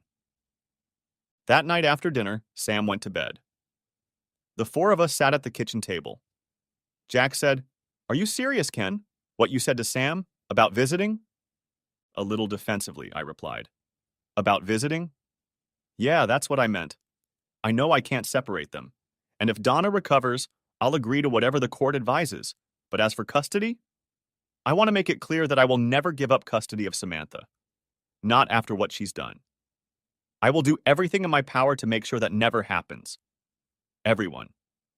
Make sure Donna realizes that. Brenda patted my hand and said, "Thanks, Ken. Visits are all she can count on. Sam is better off with you right now. We all understand that. Seeing Sam will help Donna recover." I relaxed a little when Brenda said that. My biggest fear was that someone would try to take her away from me. Jack said that Donna had asked her divorce attorney to ask the court to grant her visitation rights, but he said it would be better if she settled the criminal cases first. In the morning, Donna met with her criminal defense attorney, who recommended that she take a plea bargain to get the charges resolved as quickly as possible. Her attorney had already been in contact with the prosecutor and was told that a plea bargain was possible. The prosecutor was mainly interested in the two men, and the case against the women was considered relatively minor. In fact, Jack and Brenda were expecting to make a deal by the end of the week. I was a little concerned about how quickly things were moving, but I tried not to show it. I hoped that it would be a few more months of relative calm before I had to interact with Donna again. But for Sam's sake, I knew I had to put my doubts and underlying rage behind me. When I got home from work the next day, Jack and Brenda were already gone. Sam was at the lakeside with Casey. Mom informed me that Harvey and Casey would be joining us for dinner, so if I wanted a quick swim, I'd make it in time. I quickly changed my clothes, ran to the lake, and jumped in the water. I swam a few times down and back in front of the house and climbed out. Casey and Sam were busy doing something in Harvey's pontoon and weren't paying attention to me, so I went back to the house to change. That night, the five of us had a great time. We talked about finishing school and finding new jobs. Harvey bragged to Casey, and Mom and Dad bragged to me. Every once in a while, Casey and I would meet eyes and smile, and each time, I could feel the electricity. Then one of us would quickly look away and start a conversation with someone else. Eventually, the evening ended, and it was time for Sam to go to bed. Casey gave Sam a big hug and kiss, after which she and Harvey headed home. Over the next few weeks, this became a regular occurrence. Several nights during the week, we all had dinner together. We alternated between Harvey's house and our house. Harvey didn't really like to cook, but Casey seemed to enjoy it. Often we would barbecue, which Harvey and Dad enjoyed competing in. Weekends were busy with family or friends coming to visit us. My brother and his family were regular guests, as you would expect. One weekend, Trev and Vicky, who was now his fiancée, came over for the weekend. Apparently, Trev had had an epiphany and decided he didn't want to live alone. They seemed very happy together, and Vicky really liked Sam. I got the idea that they were going to have children in the future, and somehow Sam got the opportunity to introduce Casey to them before the weekend was over. The Sunday before they left, Trev and I were able to talk privately. He'd had work days since he'd started his internship, so he and Vicky had already been back to Black and Tan a few times. He quickly brought me up to speed. No one had seen Donna at the club, but Connie had. She started seeing James again when she and Curtis made bail. But Curtis was only out for a few days, and he was arrested again. It seems he had an argument with his soon-to-be ex-wife over suspicions that she had ratted him out. The police were called and charged him with assault and battery. His bail was revoked, and it looked like he was going to have to stay in jail. Jack and Brenda came every week to see Sam. The following week, after our conversation about Donna wanting to write Sam, Jack told us that Donna would plead guilty to 1 count of drug possession. In exchange, as a first-time offender, she will receive probation, 1 year of probation, and be required to complete a drug treatment program. In addition, she will face a fine and 200 hours of community service. She also had to cooperate in testifying against James and Curtis. She was fired from the hospital and was now looking for a job. Due to court fees, fines, and legal fees, Donna was broke, and Jack and Brenda were trying their best to help her. A few days later, my attorney called to inform me that a divorce hearing had been scheduled. Donna's attorney called him and told him that all she was asking for was regular visitation. She agrees not to file for custody and to accept the furniture and money I left in our accounts as equitable distribution. My attorney said that given her track record, he's confident we can insist on supervised visitation. If I didn't want to contest it, I wouldn't even have to attend the hearing. I agreed, and he assured me that a final agreement could be reached within a couple weeks. In the evening, Mom and Dad left to play cards with friends on the other side of the lake, and I put Sam to bed. I walked down to the lake, sat on Mom's big wooden swing, and stared at the water and the night sky, thinking about the divorce and what would happen when the dating started. As I sat there, I heard someone approaching from the next room. I looked up and saw Casey. "Hey, Ken, you could use some company?" she said cheerfully. Cheerfully, she said, "Hi, Casey. Not sure if I'm company, but have a seat." I moved over and made room for her on the swing. We sat in silence for a few minutes, and I was acutely aware of her presence. Finally, she asked softly, "Is something bothering you, Ken?" For a few minutes, I hesitated, pondering what to say. It looks like Sam's mother is going to be allowed to visit him soon, and I don't know how to react to that, I said in a shaky voice. Casey put her hand on my shoulder and said, "Your mother told me a little bit about your divorce. Would you like to talk about it?" I opened up to her, telling her what had happened and the aftermath. I found that reliving it with her again wasn't as painful as I had feared. Casey, for her part, was sympathetic, shocked and angry at the way Donna had behaved. She certainly didn't make me feel bad about it. After an hour or two of talking, I was exhausted. Casey held my hand and whispered encouraging words to me. About that time, we heard voices coming from the side of the house. Mom and Dad were coming home. Casey leaned over to me and kissed me on the lips. "Be strong, Ken. Everything will work out." She jumped off the swing and ran back to the neighbor's house.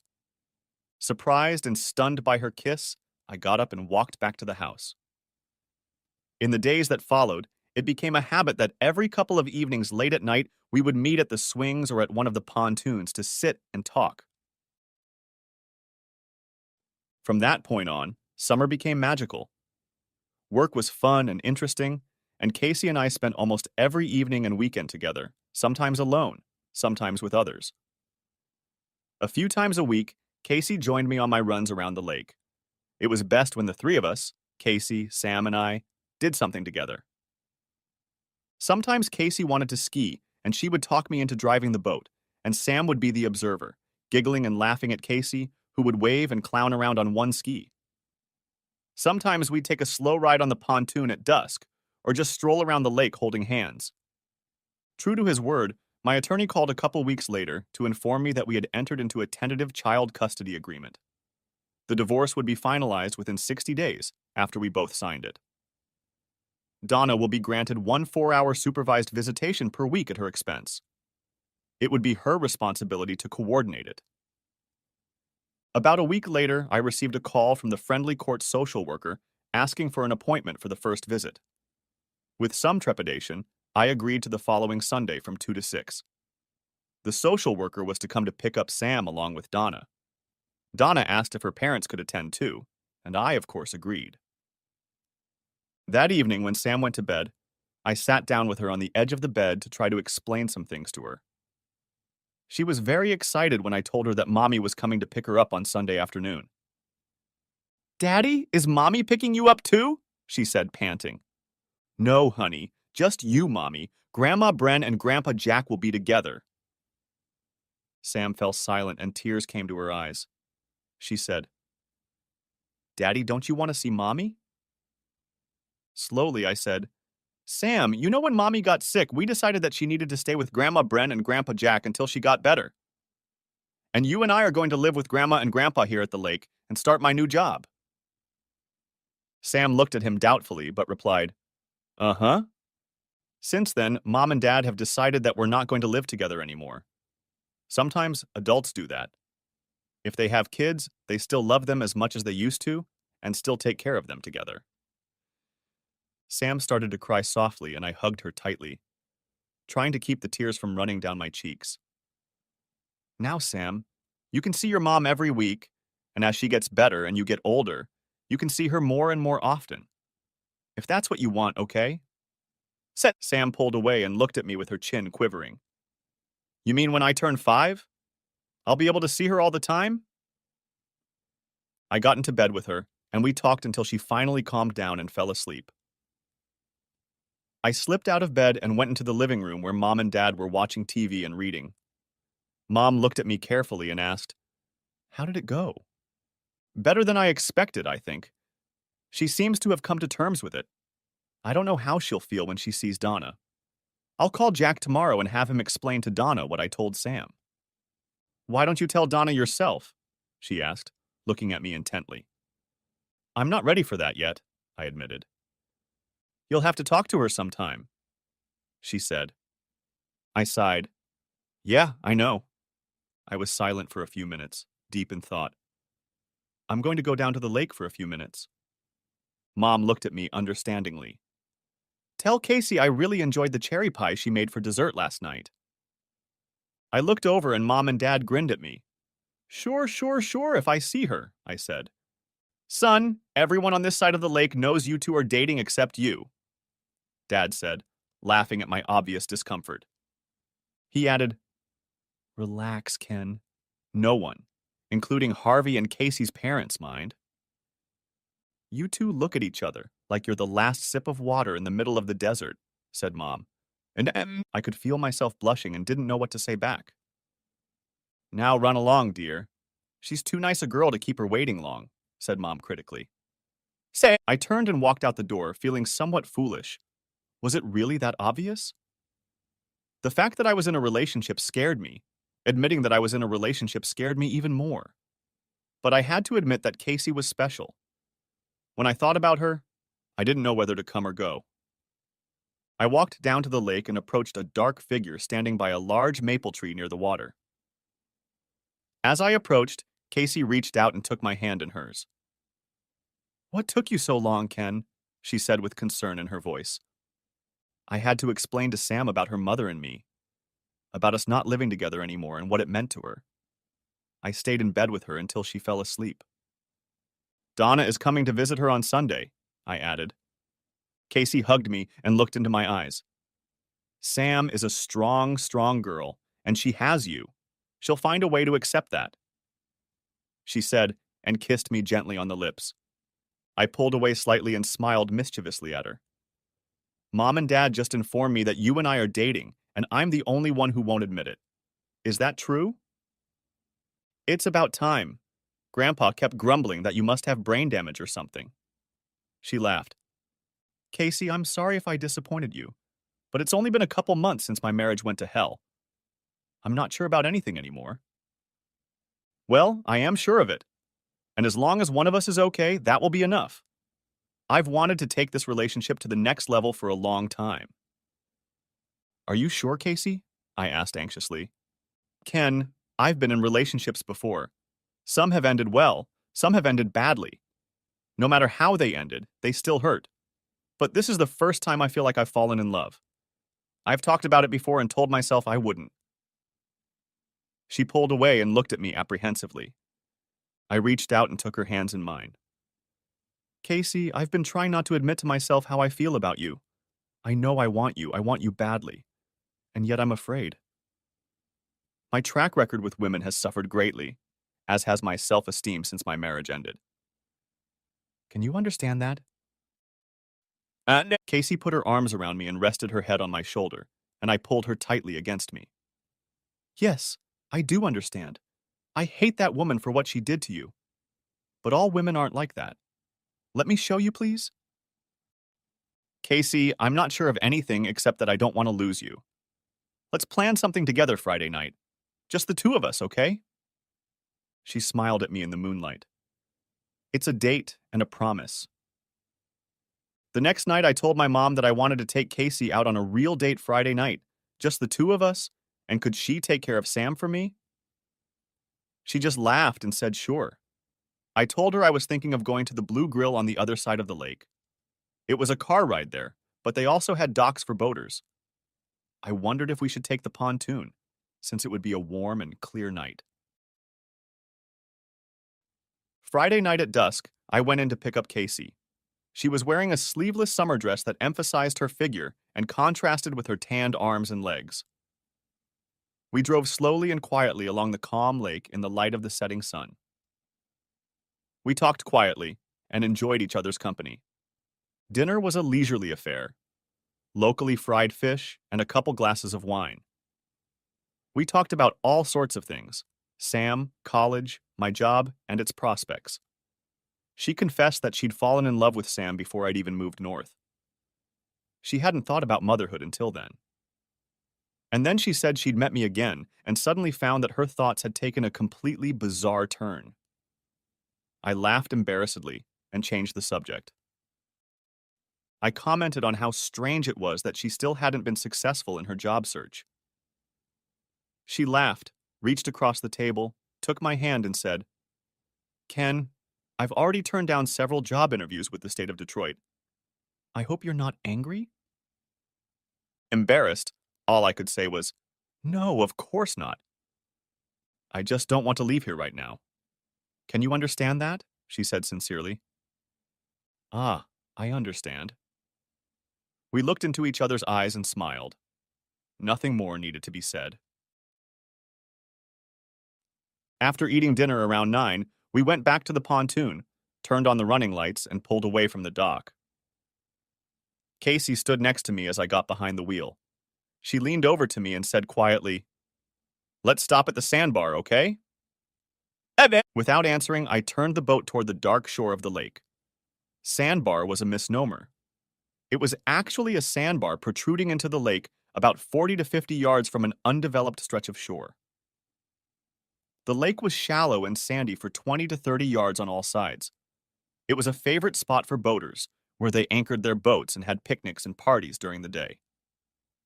Some summer nights, people would gather there, build a fire, drink beer, and have fun. There was enough starlight to swim across the lake and out onto the sand. I shut off the engine as the pontoons creaked along the bottom. I dropped the bow anchor on the spit. The air was calm, and the lake was like glass, so there was little chance the boat would float. I sat down next to Casey, she put her arm around me, and we kissed. The next day was Saturday.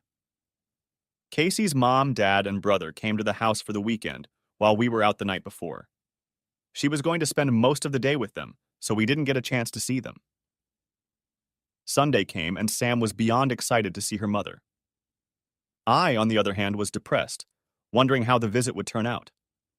Shortly before 2, I heard a car pull up, and a few minutes later I heard Jack yell, "Hello!" as he entered the house. I went to the back door, and Jack was standing there with a middle-aged woman I had never seen before. "Ken, this is Mrs. Christensen.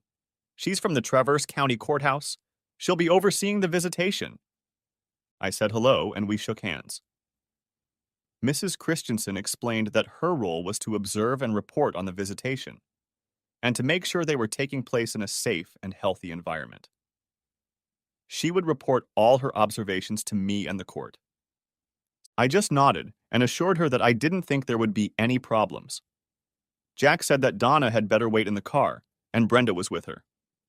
They planned to take Sam to the county park and have a picnic. Afterward, they would drop Sam off and drive back home. I just nodded and said I would pick Sam up.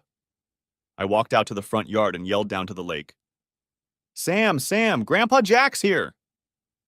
Sam dashed out of the sand where she had been playing with her mom and ran down the path toward the house. Grandpa Jack, is Mommy here? Is she here?" "Of course she is, Sam. She's in the car with Grandma," said Jack. We slowly followed Sam as she ran out the back door and watched. 30 feet away, we could see the side of the car at the edge of the garage. I saw Donna get out of the car and kneel down to catch Sam as she flew into her arms screaming, "Mommy!" Donna grabbed her and stood up in one motion, wrapping her arms around Sam's neck and her legs around her waist, squeezing her as hard as she could. Donna looked up at me, and I saw a glint of tears in her eyes. She seemed to whisper the words, "Thank you," to me. Feeling my eyes burning, I turned away and said to Jack and Mrs. Christensen, "Have a good visit. I'll see you around 6." They nodded and headed to the car to leave. I walked back to the house where Dad and Mom had already returned from the lake. I felt incomplete and worried about Sam's departure. Mom and Dad assured me that there was no reason to worry. Sam would come back, and everything would be fine. I just nodded and stared out the window. Thought you might be interested to know that we're invited to a barbecue this afternoon with Harvey, Casey, her parents, and Jason. I thought meeting Casey would cheer you up, said Mom. I smiled at her and replied, "Thanks, Mom, that would be great." Later, as we walked up to Harvey's patio to meet everyone, Casey walked over to me, took my hand, and kissed me on the lips. I looked up and saw everyone looking at us and smirking. "What?" I said, blushing my face. "Looks like someone came to their senses this week. Where was I when it happened?" Harvey chuckled, and Casey's mom and dad laughed with him. "Grandpa, Mom, Dad, now behave yourselves or we'll take the boat out and leave you behind," said Casey sternly. "Here, you two, have a beer and relax," said Harvey nonchalantly. Everyone laughed and we sat down to enjoy our food and a couple beers. It took my mind off Sam, but Casey could tell I was worried. Close to 6, I bowed out and went back to our house to wait. I heard a car pull up and I was already waiting at the door when Jack and Mrs. Christensen walked up to us. I walked out of the door and saw Donna standing by the car holding Sam in her arms and speaking softly. Mr. Colville, Mrs. Colville had a wonderful time with her daughter. She was affectionate and loving. I didn't notice anything objectionable, no attitude or behavior that would cause concern. It was obvious that they both miss each other very much, and I will recommend that the court allow them to continue seeing each other, said Mrs. Christensen. I nodded. "I understand and thank you," said I with some relief. "Thank you, Ken. Seeing Sam will really help Donna," said Jack. "Of course, Jack. When would you like to schedule the next visit?" asked I. Jack felt awkward for a moment. "Well, Ken, we're not sure. You see, watching Mrs. Christensen is expensive. And with all her legal fees, Donna doesn't have much money, and she hasn't found another job yet. So we're helping her as much as we can afford," he said. "Oh, I'm sorry. I never thought about that," said I. I looked back at Donna and Sam. They were talking, smiling, and completely engrossed in each other. Immersed in thought, I forgot about Jack and Mrs. Christensen until Jack cleared his throat and said, "Well, Ken, I think we should get going." Making a quick decision, I said, "Wait a minute, Jack. Mrs. Christensen, would you mind if I asked my attorney to remove the formal supervision clause from the custody agreement? I mean, I'd be perfectly comfortable with Jack and Brenda taking responsibility for being present for any visits." "No objections," she said. "And you're willing to do that, Jack?" said I. "Of course, Ken. And thank you. That would be a big help." Jack said this with a broad smile on his face and shook my hand enthusiastically. "I'll call him tomorrow and ask him to do it." With those words, the two of them walked back to the car. Donna gave Sam one last hug and kiss and sat her down on the ground. Sam ran down the driveway. "Daddy, Daddy, Mommy got me a new Barbie. She has a swimsuit, and I can play with her by the water." And she held out her latest acquisition for my approval. I made all appropriate remarks and took her hand as she turned and waved goodbye to Donna, Jack, and Brenda. A few days later, Jack called again. He thanked me warmly for removing the supervision and said they would like to return Friday afternoon. I replied that I was fine with that. I no longer felt I needed to be there when they took Sam.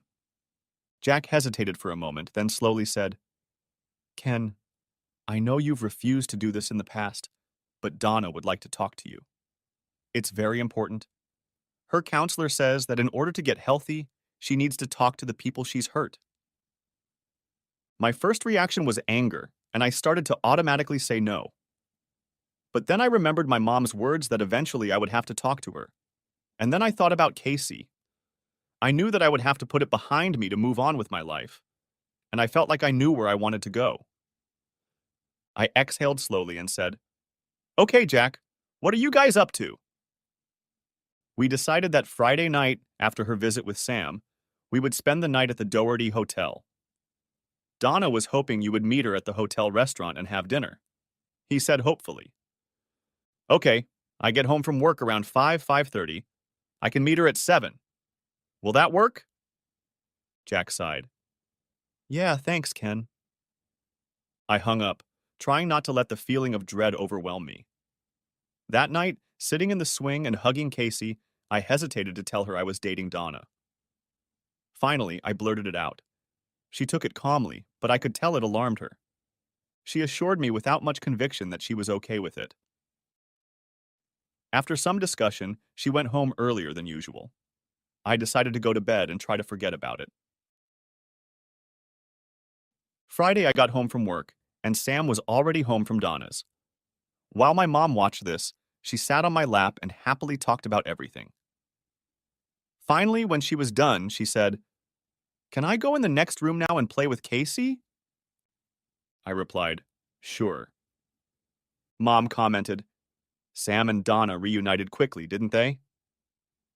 I just nodded. Mom hesitated for a moment and they said, "Does that bother Casey? Your reunion with Donna, I mean. She's been very quiet the last couple days." I guess she's not sure about me. After all, I was married to Donna for almost 6 years. I think she's afraid Donna will come back into my life, at least through Sam, said I sadly. Well, that's what you have to realize. You and Donna are going to have to maintain a relationship until Sam grows up. That's for sure. I just hummed and went to my room to change.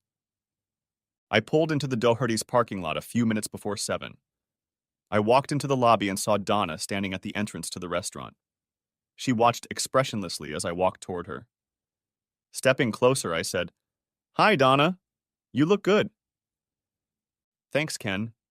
I know I look better than I did a month ago, but you're the one who looks good. The tan suits you, and your face looks slimmer.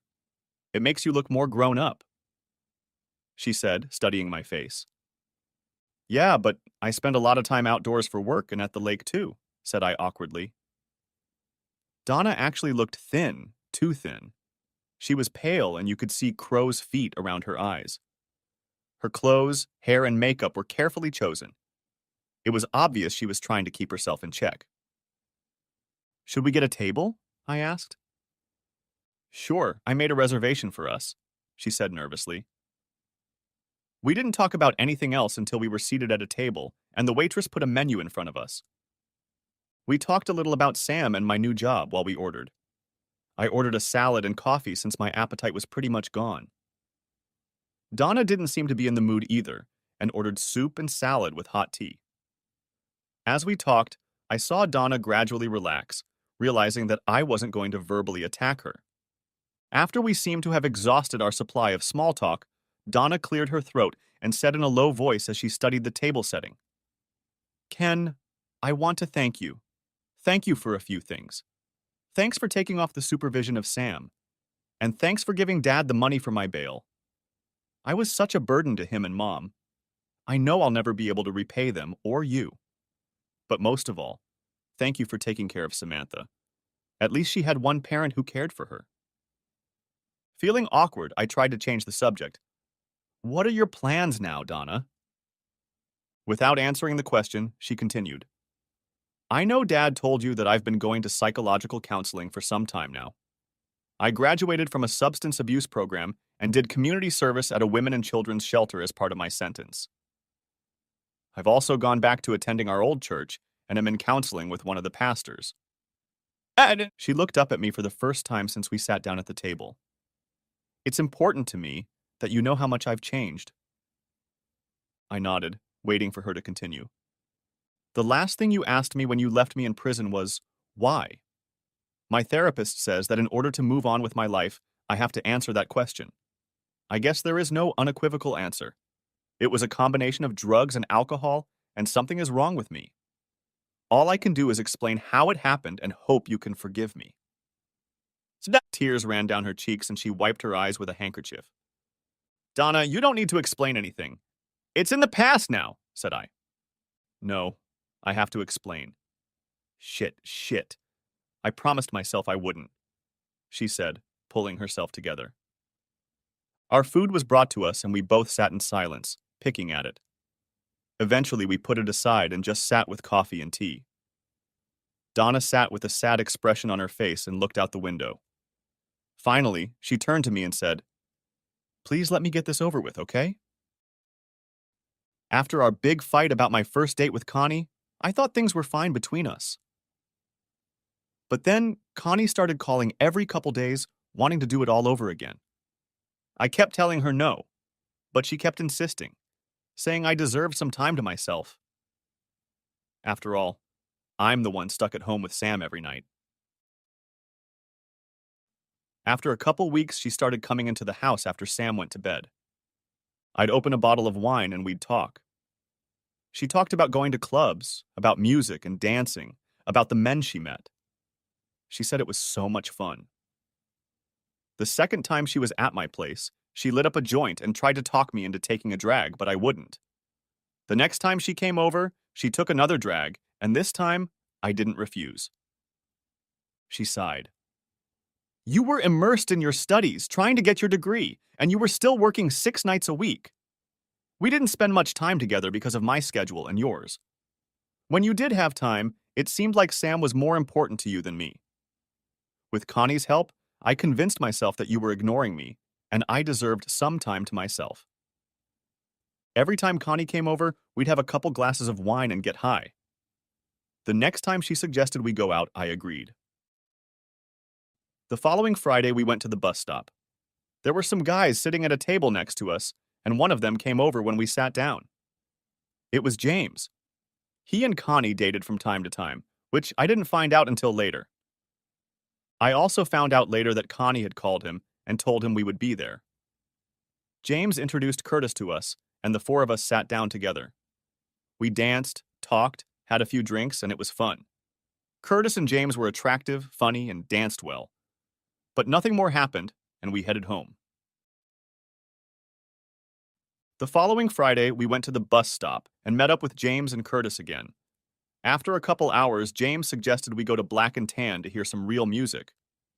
I was reluctant at first, but after a few glasses of wine and a joint, they convinced me it would be okay. Connie and I got a lot of attention that night. I realized later that Curtis was starting to act possessive. He would put his arm around me, hold my hand, make sure I only danced with him, and kind of keep the other guys away. James and Connie excused themselves to the car for a while. When they came back, Connie's face was flushed and she was giggling the whole time. Later, when Connie drove me home, I told her I wasn't sure I should be doing this. She assured me that it was just good fun. She repeated this to me several more times during the week when she stopped by my place. The next time we were going out, Connie said that James and Curtis wanted us to meet them at Black and Tan. Since we had been there before, I agreed. The guys met us at the door and led us through the crowd. Later, we sat in the back seat listening to the radio and talking. Anyway, it felt so good. After that, I got hooked. I was living 2 lives. My life with you and Sam was nice and safe. You loved me. The other life was wild and crazy and dangerous. I knew I could never let you know about it. I also knew I needed to stop, but I kept telling myself, 1 more week, 1 more week. I knew I was being crazy and irrational, and I suspected that Curtis and James were doing something illegal, but I ignored it. Anything to keep the thrill going. So that night, Curtis and James drove us to the hotel.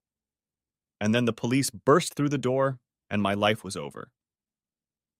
She hesitated and looked at me stoically. You know the rest of the story. When you came to the police station and showed me the pictures, you held a mirror up to my eyes. I saw what the rest of the world saw, what I had become. You called me a whore, and you were. I wanted you to make things right, but you were the one I hurt the most. I ruined everything and everyone in my life. But you and Sam, the 2 people I love most in the world, got hurt the most. We sat in silence, contemplating what had happened. I didn't want to ask any questions. She had filled in the blanks perfectly enough as it was. Finally, she raised her eyes to me. Ken, you asked me what my plans are now. I guess that's up to you. She hesitated for a few moments. Do we have any chance, Ken? Is there any chance you'll forgive me for what I did and try to rebuild our family? She said pleadingly. I sat in silence. Somehow I knew that if we were together, this moment would surely come. I had once loved this woman more than anyone else in the world. She had given me the most precious gift a man could receive, our daughter. But the images and knowledge of those events can never be erased. The only thing that could tempt me was the fear of being alone. But now I knew I wasn't alone. And if she accepted me, I would never be alone again. Donna, it's not about me forgiving you. It's about whether you can forgive yourself. As far as we're concerned, I shook my head. There's no turning back for me. With tears in her eyes, she asked, Is there someone else, Ken? I nodded. I think so. At least I hope so. Is it Casey? She said sadly. I nodded silently.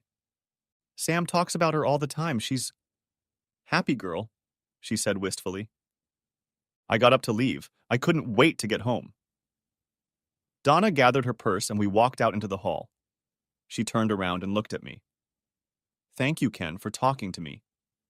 She kissed me on the cheek and walked toward the elevators. I turned and headed for the car without looking back. Now I knew what I wanted out of life. When I walked into the house, Mom, Dad, and Casey were sitting at the dining room table. There were crayons and a few of Sam's coloring books scattered around the table. Mom said, You've been gone longer than I thought, Ken. Sam just went to bed. I'm sure she's still up if you want to say goodnight to her. In a minute, Mom, I said, looking at Casey. I must have looked pretty grim as I walked through the door. Casey's face suddenly had a look of concern on it. I'm going to go. You three probably want to talk, she said, getting up. I took her hand and pulled her back to the chair. I sat down next to her and didn't let go. No, Casey. You're the one I want to talk to right now. Now I know exactly what I want in my future. Looking into her eyes, I said, Casey, knowing what I've been through and what marriage means to me, and if Sam approves, will you marry me? Casey suddenly turned pale and her mouth was open in a big O. I saw Mom cover her mouth with her hands and tears came to her eyes. And Dad just smirked to outplay the band. But, was all Casey could get out. Oh, and Casey, I love you. I've known that for a long time, but I couldn't say it until now. Casey put her arms around my neck and said in my ear, Oh, Ken, yes, I want to marry you more than anything in the world. Mom was openly crying, and Dad was hugging her and still smiling. Casey pulled away and looked at him anxiously. But what about Sam? What if she doesn't want me? Well, let's go and find out. I lifted her to her feet and headed down the hall to Sam's room. I knocked on Sam's door and said, Sam? It's Daddy. Daddy, did you come to kiss me goodnight? She said sleepily. No, Sam, Casey and I want to talk to you, okay? We walked into her room and I turned on the bedside lamp. Sam sat up, blinked, and said, Okay.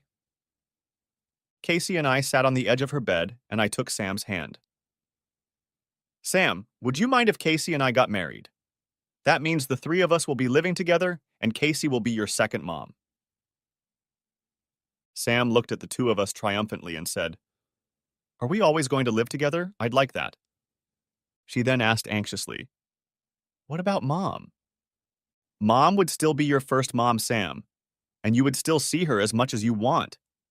But Casey would be your second mom. Sam thought about that for a moment. But if she's going to be my second mom, I won't be able to call her Casey anymore, she said pitifully. Would you want to call me Casey's mom, Sam? Asked Casey quietly. Casey's mom? Casey's mom. Okay, I'll call you Casey's mom, said Sam cheerfully. so Sam did. Over the next few months, however, Casey's mom eventually became just mom. The divorce was finalized about 6 weeks later. 2 months after that, we were married in a small ceremony at a local Methodist church, just in time for Mom and Dad to leave for Florida before the first snow. Trevor was my best man, and Sam, of course, was our flower girl. Seeing Casey and her dad follow Sam down the aisle was amazing. I found a house for us that was on a hill that overlooked Grand Traverse Bay. We moved there right after we got married. It was in that house that we experienced our first winter in northern Michigan. I am convinced that Casey got pregnant in front of the fireplace one cold, snowy night. Casey insisted on going off the pill a month before the wedding, something about the promise she'd made to Sam. I didn't bother asking for details. Casey went to work at Munson Medical Center and occasionally worked part-time at the local veterans hospital. But she had to quit after a year when her pregnancy made it hard for her to get around. Jack and Brenda got tired of driving to Sam's every week, so they moved north, 30 miles away. According to Jack, this suited everyone as they were 2 hours closer to their other grandchildren in UP. Donna decided to stay with them and help care for her mother. She eventually found a job with a cardiac specialist group in the area. She and Sam see each other a couple times a week, and sometimes Sam stays for the weekend. Donna and I don't socialize much, but I've heard that she meets occasionally. My brooding state was broken by someone calling my name. I looked up. My mom and dad, Casey's mom and dad, and Harvey were piled in the doorway of the hospital room. "Hold these babies and let me take a picture of all of you," pleaded Daddy. "Hold on, Dad." "Sam, you're sitting right here in front of me," said Casey. We placed one curl each in Sam's arms, and Casey and I leaned on her shoulders, helping her support the babies, and smiled into the camera. This photo of the 5 of us and Sam shining into the camera has a place of honor on our mantle. Every time I look at this photo, it reminds me that I am the luckiest person on earth. The end. If you haven't watched the first part, be sure to watch it. The link will be in the description. Thanks for watching. I hope you enjoyed it. So subscribe to my channel and watch